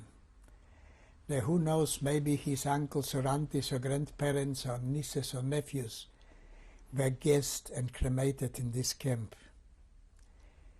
Because while I was in the military school, I was in contact with Bialystok and found out that not a single person of my family is alive. We don't know what happened to them. Later on it was discovered. So when we come to a camp like that, met people like walking skeletons, mounds of ashes and bones and thousands of pairs of shoes and glasses and clothing, and met the people, the perpetrators of these things. There was not much time of thinking. Executed them on the spot. It was not a time to think were they guilty or not guilty. They were there, they participated in the crimes, we eliminated them. We have to change the tape. 5, the survivor is Felix Flicker. You asked me the reaction of the liberated prisoners to the liberation. It's very hard to describe, Christian, because number one, they were in such a state that they could hardly show any reactions. The majority of them couldn't even stand up on their own feet. But the ones that could show some reaction, they were just crying like children and were saying they just can't believe that that is the end of all their sufferings. But only if you were able even to show that type of reaction. You indicated that you didn't know about the Holocaust till Majdanek. What had you thought, moving towards Poland, about all the villages and towns you liberated and where the Jewish population was? As it happened, Christian, this part of Poland that we liberated had not a very great Jewish population. The masses were more to the north and the west. But where we have been, we thought maybe the Germans resettle them somewhere. They'll start coming back. The local Polish population gave us very little information. The reason we found out later is that not all of them had their hands clean of Jewish blood. So they preferred not to talk about it. But we realized that something did happen, that some Jews were exterminated.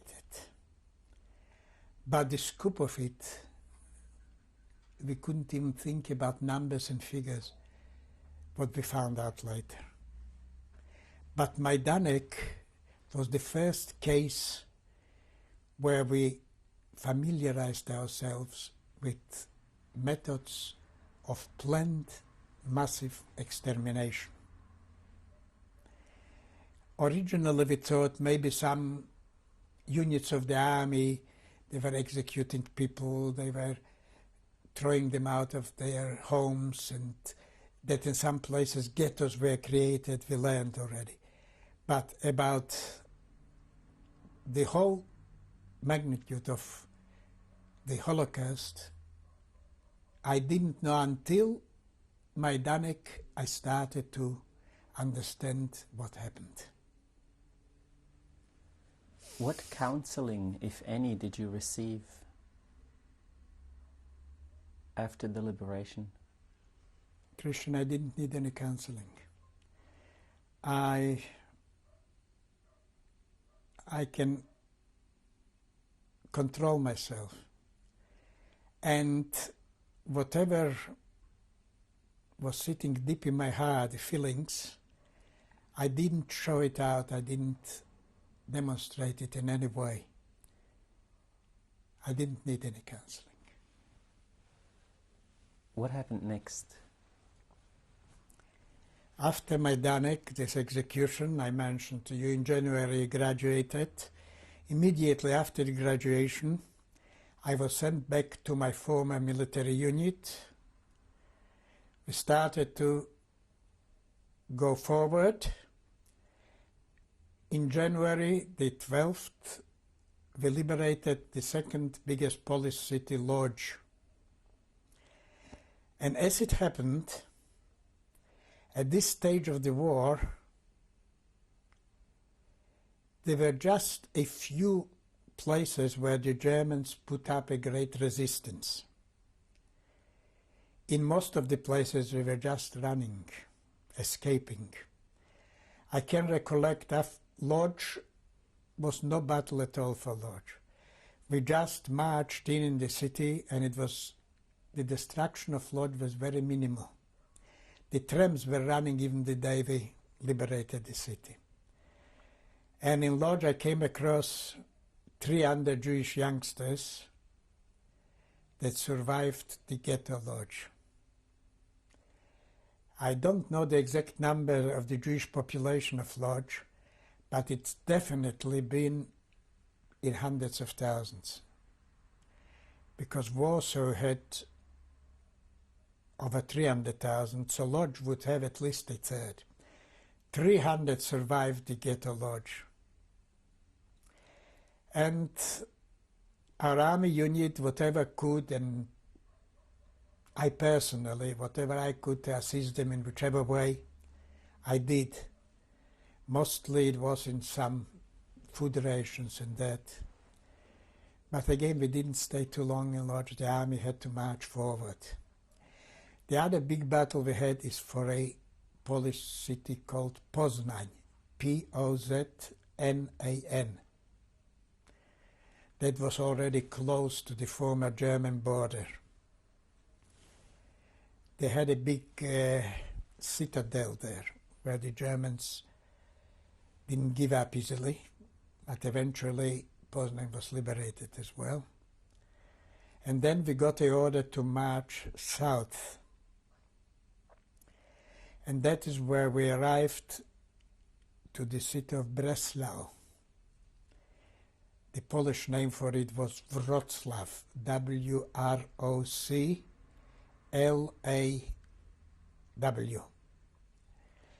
That is where we came across very, very hard fighting, because in Wrocław the Germans had quite a number of armaments factories plants, some of them underground. They were producing all famous types of rockets there. They didn't give it up easily. So very, very heavy battles were there. Especially our artillery unit was engaged day and night. And there, on the 23rd of March 1945, which is exactly 6 weeks before the end of the war, on a mission to the army headquarters, I was blown up on an anti-tank mine with my jeep. My driver was killed on the spot. I was thrown out from the jeep about 10 to 12 meters in the bushes. And thanks to these bushes and me being unconscious, I remained alive. Because it was found out later that in the middle of the night, the Germans came to the blown-up jeep to look for some foodstuff, drinks, cigarettes. They didn't find me. When I didn't turn up back to my unit in the morning, they found out that I've never turned up at the military headquarters. So they sent out a search unit and they found me in the bushes. I was brought over to a field hospital, and that is where the next stage of my life began. How heavily were you injured? I was very heavily injured, but only in the one left leg. It was a mass of broken bone and internal bleeding. When I was brought to the hospital, there were about over 300 people waiting their turn to be admitted. And as you can understand, we could not expect the same type of medical treatment that people are used these days. Everything was done in a hurry. But a very interesting thing happened to me. When I was brought into the operating table, and it was a Russian field hospital. Understanding Russian well, I could hear the conversation of the nurse with the surgeon. So I will give him his anesthetic soon, and we're going to amputate his left leg just behind the knee. And I don't know what came over me. I started to visualize myself hopping on one leg, how my life is going to be destroyed. And I lost control over myself, and they were standing the tray with all the instruments ready for the operation. And I pushed it all over, it fell on the floor with a big clang. And most probably that was my destiny. The head surgeon of this military unit of ours was visiting this hospital, and he came into the operating room. And since it was before anesthetic, I could hear every word spoken. And he asked the doctor, what happened here? I could hear some noises. He said, we got here a Polish officer. He needs amputation. And he's fighting. He doesn't want to let himself to be amputated. Let me have a look. Those were the words. He came over. He had a look at my wounded leg. And I remember the words he said. He said, we still got time with amputation. Let's put it in plaster and we'll see how it develops. That's how I saved my left leg. It was a matter of seconds. If I would be already under anesthetic, I would wake up without my left leg. A total I spent 6 months in military hospitals. The end of the war in May, I celebrated still in a field hospital in Germany. But after that, they found that I am able to travel. And since I needed quite a few more months of hospitalization, they decided to send me east in a Red Cross sanitary train. Wherever we stopped in the big cities on the way east, they said, no vacancies in the hospital, go further, go further, go further. I finished off in the Northern Caucasus, in a place called Yessentuki, Jentuki,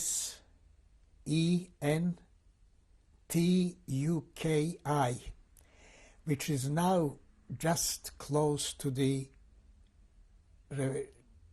Republic of Chechnya, where all the battles have taken place. It's one of the most beautiful places on earth, fantastic climate. I arrived there, it must have been already June, or the end of May. Beautiful summer, no heat, a lot of greenery, flowers, trees. And I spent there June, July, August, September, October, 5 months. The end of October, I was called out that I have to be discharged. And I asked the director of the hospital, and where are you going to send me? So he's taking out a book with military regulations, whereby it said that soldiers and officers of foreign armies should be sent back to the republic of their country, to the capital of their country. And I said, in that case, you're going to send me to Warsaw. He said, that's what I have to do. I was still on 2 crutches. I could barely walk. So I said to him, you saved my life here and you're sending me that I'll perish otherwise. I have got a family in Siberia, they can take care of me. I want you to send me there. He said, it's beyond my control, I can do it. So I said, who can? He said, I can organize a meeting for you with the military commander of Northern Caucasus, a general. He's the only one that can change this regulation. So he organized the meeting, I went there and explained to the general what happened. And I said, if I have to go to Warsaw, that'll be my end. I got nobody there, my whole family perished. I'm still on crutches, I'm partly helpless. He said, I can't do anything, but I can approach Moscow to find out. To cut it short, he got permission from Moscow. He gave the order that I can go back to my family in Siberia. And that's what happened. It was not an easy journey, full with different happenings, but I arrived to my family. It was November 1945. My mother was convinced that I have got only one leg. She didn't believe. So first thing, instead of kissing me, she tried out my left leg, if it's a wooden leg or a normal one, if it's a prosthesis. Anyway, we stayed there, and that's where I got my medal and order. I was the only officer of a foreign army in this little township, and they paid me all the respect. I felt really very important. By February 1946, about 4 months after my arrival, we were notified that in a matter of 2 weeks we are going to be evacuated back to Poland. Naturally, it's hard to describe the feeling of happiness we went through. They offered me, with one member of my family, to go back on a passenger train. But the others had to go back again on a cattle truck. But I said, whatever goes to happen to the rest of my family will happen to me. So they nominated me in charge of this particular transport. And naturally, the return was slightly different than the way up. We were not locked up. We knew what awaits us ahead. We prepared some food, the proper clothing. And instead of crying, there were songs of happiness until we arrived in Poland. And our destination was not Białystok as we wanted to, but we were dispatched to Stettin, S-T-W-T-I-N. That's one of the cities that was transferred to Poland from the former German territories. There was a kind of exchange of territory. The Soviets got whatever they had before, they held on to it, so the Poles got back certain German territory which became part of Poland. Stettin was a port on the Baltic Sea. The living conditions in Stettin were definitely better than they would have been in Białystok, because Białystok was completely destroyed. In Stettin, there was no battle for the city, only the facilities of the port were destroyed, the waterfront. So everybody got reasonable good flats to live. The Germans were deported back to Germany. I joined the Zionist Youth Organization, and I still didn't have my discharge from the army, because when I was discharged from hospital, I got a 6 months leave. My discharge was due in April.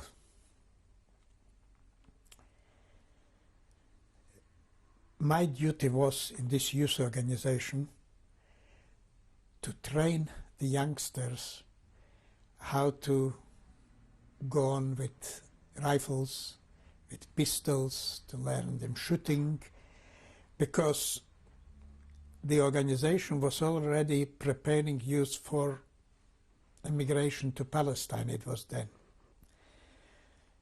And they knew that one day they'll have to learn to fight. That was one aspect. The other one, the attitude of the Polish population to the Jewish population was far from ideal. They couldn't understand how so many Jews still survived.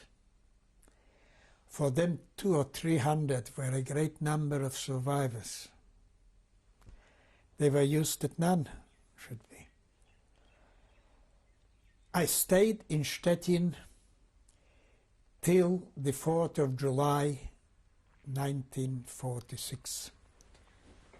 In Stettin, what did it mean to you living in a house where maybe a former perpetrator had lived? We didn't think about it. They were mostly flats belonging to the working class people. I mean, considering the conditions in Siberia, they were the most modern places to live, running water, toilets, electricity, all the facilities. But they were no luxury flats. And since we needed some place to live, so we didn't think about it who lived there before. We knew that we are not going to stay there very long. We already started to build some plans of migration. And how was your attitude towards the Germans at the time? I hated them.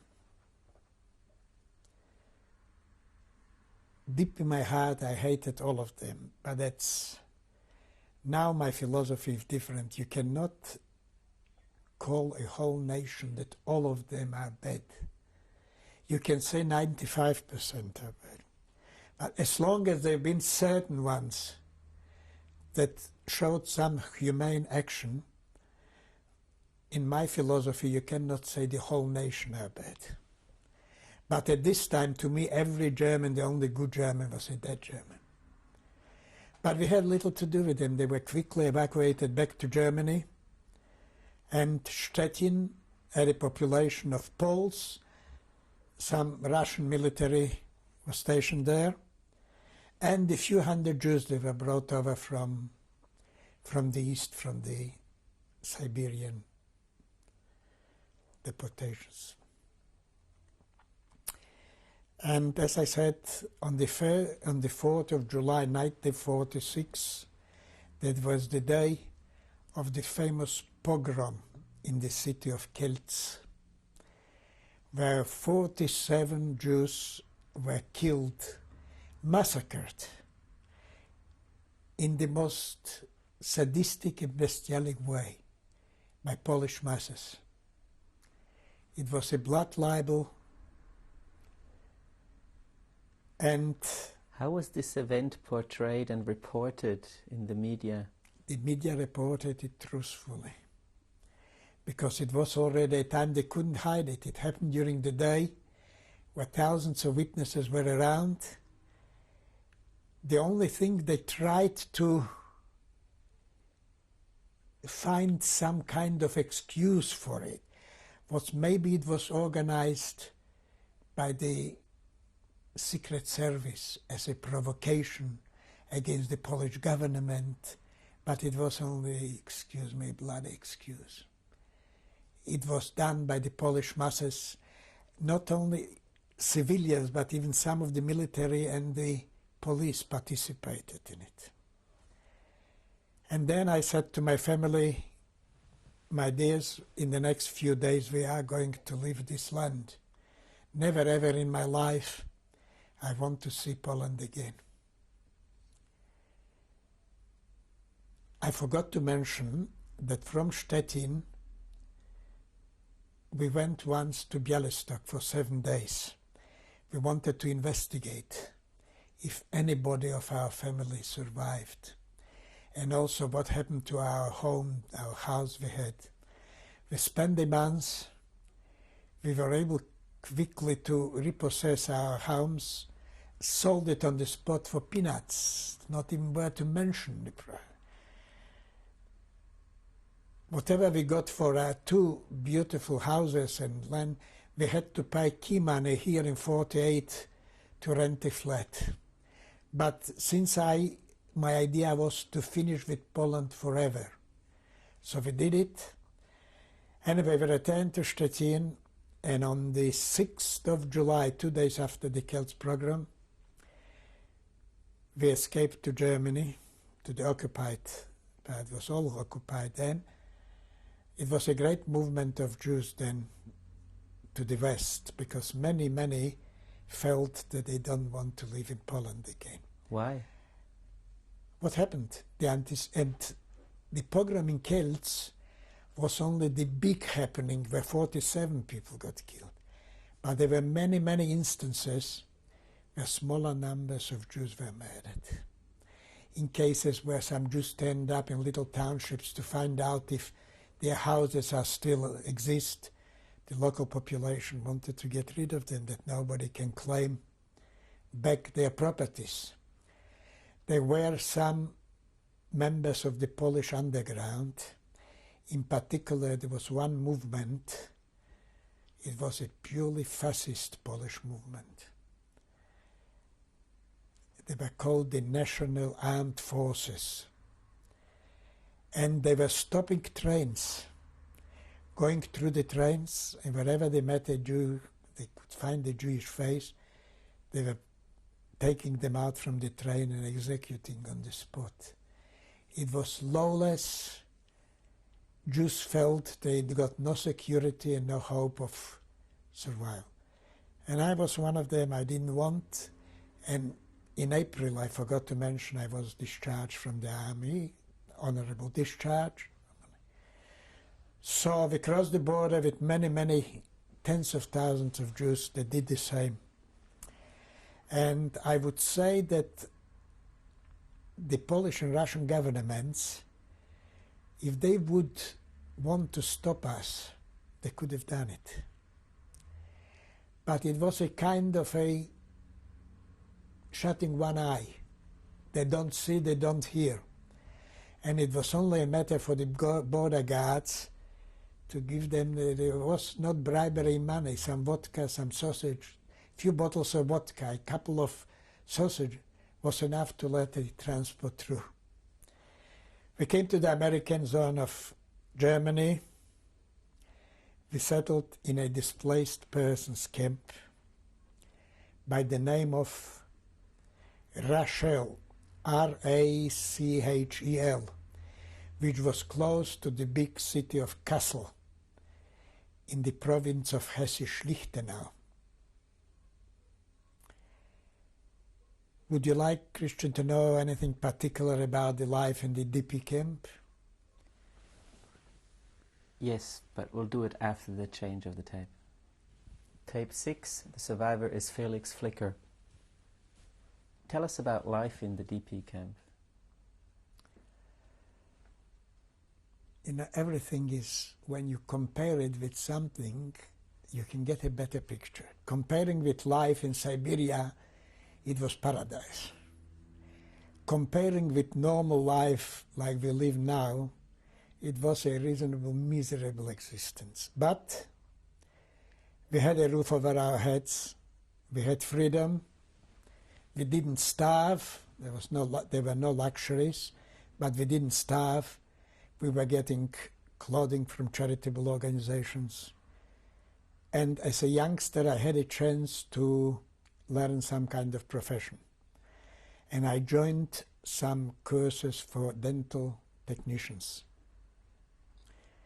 where I spent more than a year to learn this trade. As it happened in the future, when I arrived in Australia, it was the abundance of dental technicians. In the camp we stayed till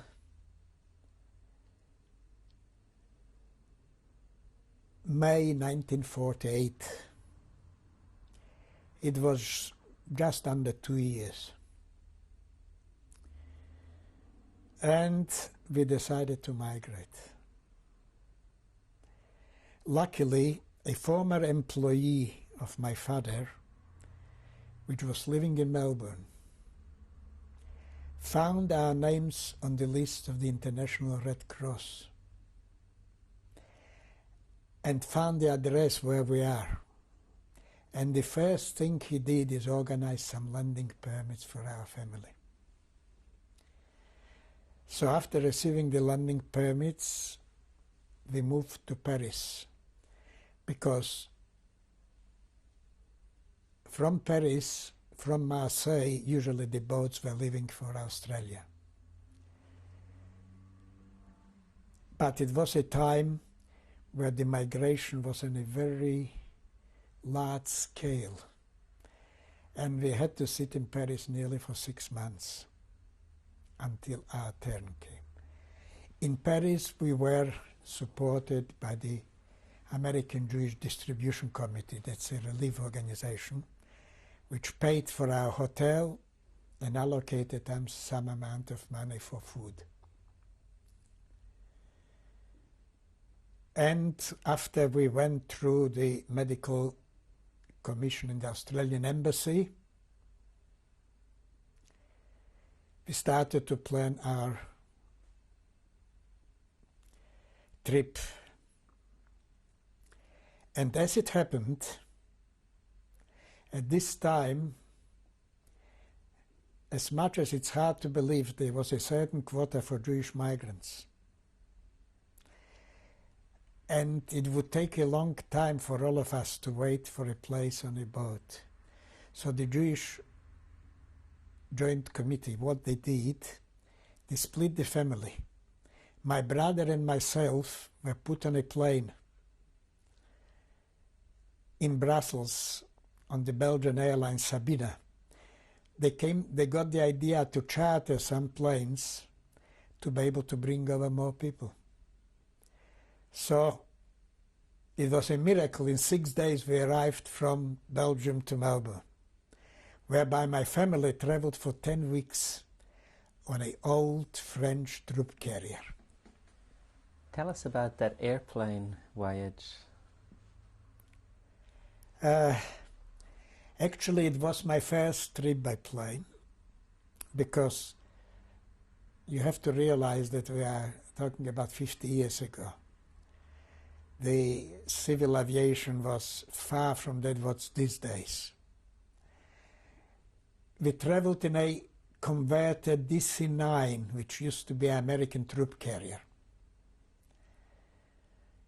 There were 79 passengers, including a crew of 8, 71 and 8.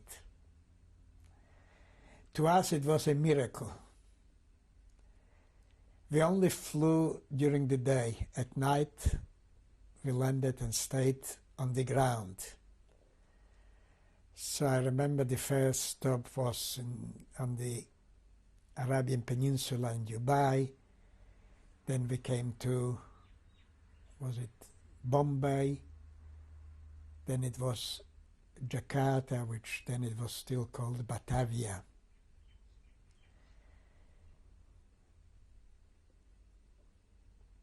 Darwin and Melbourne.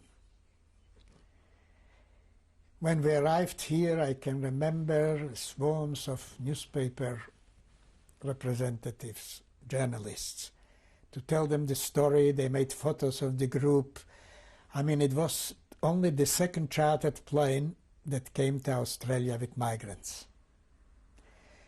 And then about our life after arrival, there is again, it's a very long story, but we felt very, very happy from the moment we arrived in this country.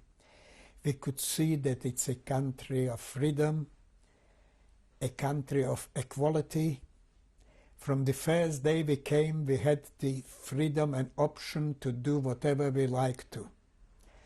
Naturally, there were no social services then. There were no unemployment benefits. We had to find the pounds and shillings to buy our piece of bread and that. And we landed in Melbourne at 2 o'clock Saturday morning. At 5 o'clock Monday morning, my brother and myself were already on a truck that's taken out to the Smog and Midwork in Brooklyn, where we started our first job in Australia. And then from a few different jobs, we eventually started up a small delicatessen shop in Sydney Road, Brunswick. We branched out from one to another one. 12 to 14 hours a day were not too long working hours for us, 7 days a week. But we wanted to establish some kind of future. In the meantime, I managed to meet my wife. We fell in love. I married in 49. Our daughter was born in October 51. At this time I was with my family in the delicatessen and grocery business. We used to build up a business, sell it, buy another one, and slowly progressing. Eventually we gave up this type of business where we were all together. My brother branched out in one avenue in the textile business. I joined a cigarette distribution company where for 7 years that was my business. Actually, my business career lasted 21 years, 3 periods of 7. 7 years the grocery delicatessen, 7 years the cigarette and tobacco distribution, and then I formed with some partners a plastics company, Plastic Moldings. We started to produce the first plastic bottles in Melbourne. And actually my nickname was the king of the plastic bottles. It was a very hard battle because we had to fight against the established glassworks that were established for generations. And we had to convince the trade that plastic bottles are more suitable, they are cheaper, they take up less place, less weight, etc. In this business I spent 7 years as well, and due to failing health I retired at a very young age, 47. But it was not only the health problem. I decided that I have to enjoy a little bit my life, because except my childhood, which was very bright, my whole adult life was one hard battle for existence. Siberia, the army, the displaced camps, and then the hard battle to establish ourselves in Australia. So I did my mathematics, being not a very greedy person. I said to my wife, we'll somehow survive on that, what we have got. It's enough. I was never sorry for this decision. We traveled a lot around the world. We've been many times to Israel, where we got some close friends, very close ones. And also, in 1967, I established here, when it was the day the Six-Day War started in Israel. Being always a sympathizer and supporter of Israel, we tried to find a way how we can help them.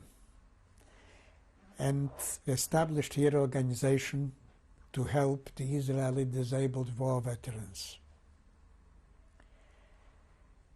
And I started as a treasurer of this organization for 4 years. Then I became president, and for the next 26 years, I'm still president of this organization.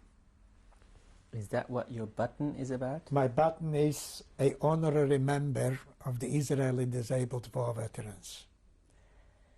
We did a tremendous lot of work for them. We collected funds. Being a apolitical organization, we are supported by the whole community. So when you are affiliated to some political movement, you are only supported by the people that are affiliated with you, but that is apolitical. And whenever I come to Israel to meet the members of this organization, we always get a VIP reception. And I met with all the leaders of Israel at the time, starting with Dayan, Peres, the Chief of Staff Raful, Begin. We established a place called Australia Center in one of the rest and rehabilitation places for the disabled. The place is called Bet Kay, Bethkay. That's in the north of Israel, Nahariya. And at the opening of it, the first secretary of the Australian embassy participated. And it's a beautiful place with a covered swimming pool, a heated one, with all the facilities, with offices, with a dining room and cafeteria, reading rooms, even a small tiny synagogue. And it's really a place where whoever comes from Australia to visit comes out with a very good impression. Australia became my and my family's country. I loved the country. I loved it from the day I landed. And I would say to all the whingers that are not happy with Australia and with the Australian way of life, let them travel a bit overseas. They'll come back and kiss the ground. And I can honestly say that it's still the best place in the Western world to live. In spite of the problems we have got, comparing with other problems countries have, they are of very little importance. They are important to all of us, but on a world scale, they are not big problems. And my message to my daughter and my granddaughters would be, love and be loyal to the country where you were born.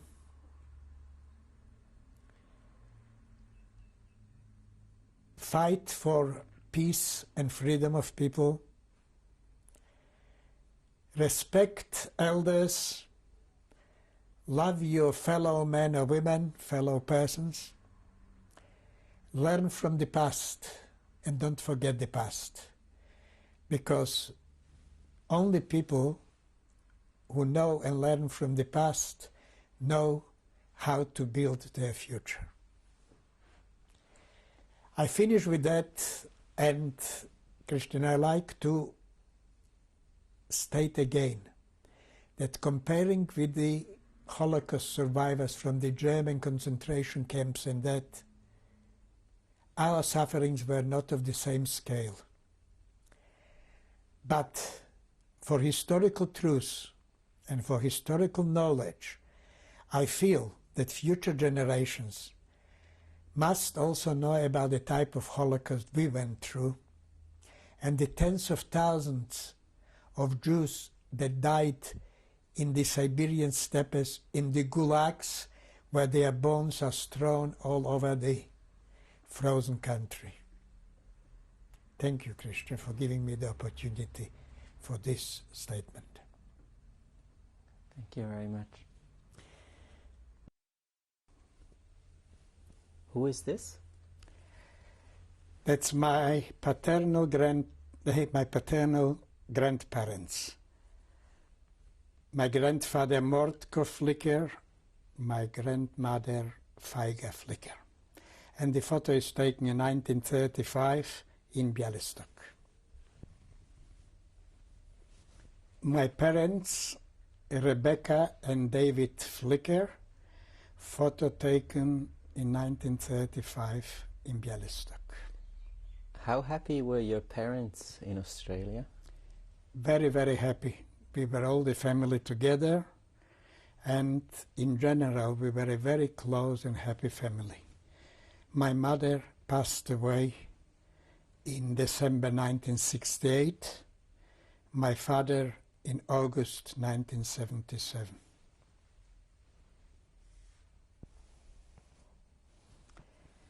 Myself, the first on the right, my brother Harry, my sister Kayla, 1937, Bialystok. The coats I and my brother are wearing, those are our winter school uniforms.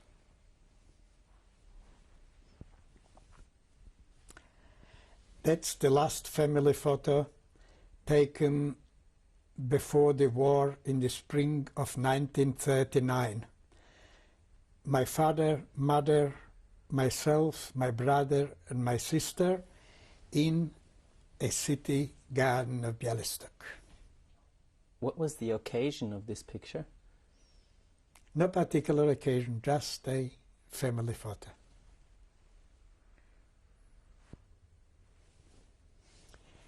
My father David, photo taken in 1938.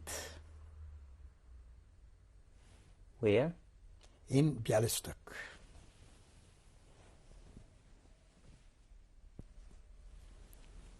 My father David in the Russian Gulag in 1940, just 2 years later after the previous photo was taken. When we came to Melbourne, a journalist from The Sun has seen these full photos and offered me £200 to let them publish it. But for certain reasons I refused. How much was £200? What £200 was the equivalent of 30 weeks' salary. Why did you refuse? Because the person that brought us over here had some slight communist sympathies, and he didn't want that these two photos appear in the press. My wife Ursula and myself, March 1949 in Melbourne, the day we got engaged. How has Ursula been able to support you, given your Holocaust experience? What do you mean by supporting me? What does she mean to you? She means a great lot to me because Ursula lost her younger sister in the Holocaust. That left such a strong mark on her psyche that she devotes her life with study and support of the Holocaust victims. And she works regularly Mondays and Thursdays in the Melbourne Jewish Holocaust Center. All right? A photo of my family after our wedding, May 1949. Standing from the left, my mother, myself, my wife Ursula, my sister Kayla, my father David, and in the front, my brother Harry. What was Jewish about your wedding? It was a formal Jewish wedding in a small synagogue in Elwood. The same way what it happens now, but it was not such a posh ceremony. We simply couldn't afford then what people can afford these days. Another photo of my whole family taken in May 1954. Standing from left, myself, my wife Ursula, brother Harry, sister Kayla, brother-in-law Ted, my daughter Helen, 3 years old, father David, mother Rebecca, and nephew Leon Pruzansky. Where is this picture taken? It was taken in some kind of photographic studio in Melbourne. A photo of my immediate family, September 1995. Top left, my granddaughter Rachel, my son Paul, my granddaughter Rebecca, my daughter Helen, my wife Ursula, and myself. What professions are your children engaged in? They both of them study at Monash University. The younger Rachel, performing arts. Rebecca, law and economics. My son-in-law is the headmaster of the Mount Scopus Secondary School. My daughter Helen has got a PhD in maths, and she's doing some research work for La Trobe University. 1996, Melbourne. My daughter Helen at the graduation ceremony for her PhD. My granddaughter Rebecca to the left and Rachel to the right. How often do you see your grandchildren? At least once a week. On what occasion? Usually at Friday night family dinners. Why is this important to you? Because it is a tradition, very little to do with religion, but a tradition where the family meets once a week, have a meal together, can exchange ideas, whatever it is, spend time together. Me and my brother and sister, 1935, 50 years on, 1985, 55 years on, 1990, and 60 years on, 1995.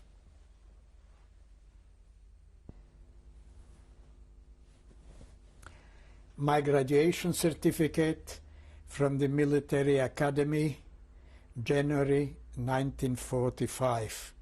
I graduated as a lieutenant of artillery.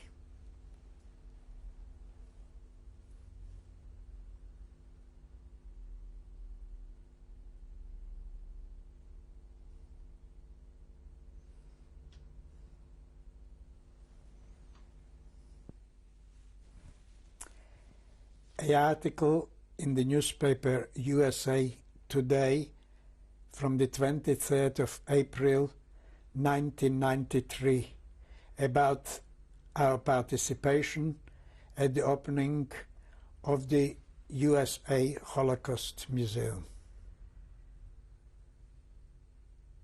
How prominent is this day in your life? It is a day in my life that I'll never forget, because it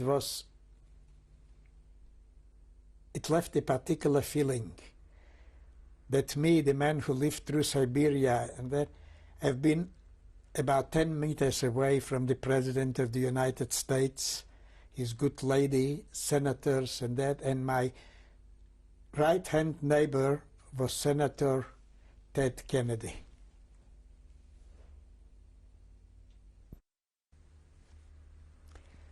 A photo of myself after the graduation from the Military Academy, the Order of the Red Star, the medals,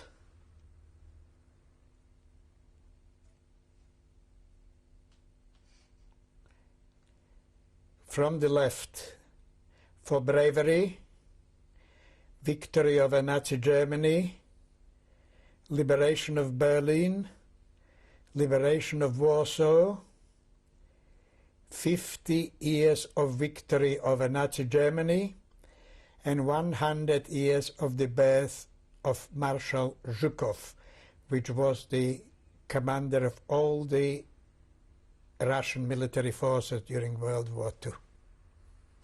And just a medal of a veteran of the Polish-Russian wars. How is your own wartime injury today? For 45 years I had a crooked leg, but I didn't have the time to do anything about it. I was too busy to build a new life. After 45 years it started to hurt me very much. I was unable to walk any further anymore. So the decision was made that I'm going to operate And I've been operated in Sydney in 1990, whereby the bones were broken and set again. My leg, instead of being curved 30 degrees, became straight and the normal length. And since then, I am feeling fantastic. Looking back on your life experience and what you experienced in the Holocaust, is there a message for the world? How can we prevent a future Holocaust? The message to the world is try to do everything possible to prevent a future Holocaust. It's not an easy job, but if we want to carry some responsibility for future generations, we have to do our hardest to achieve it. Felix Flicker, thank you very much. My pleasure.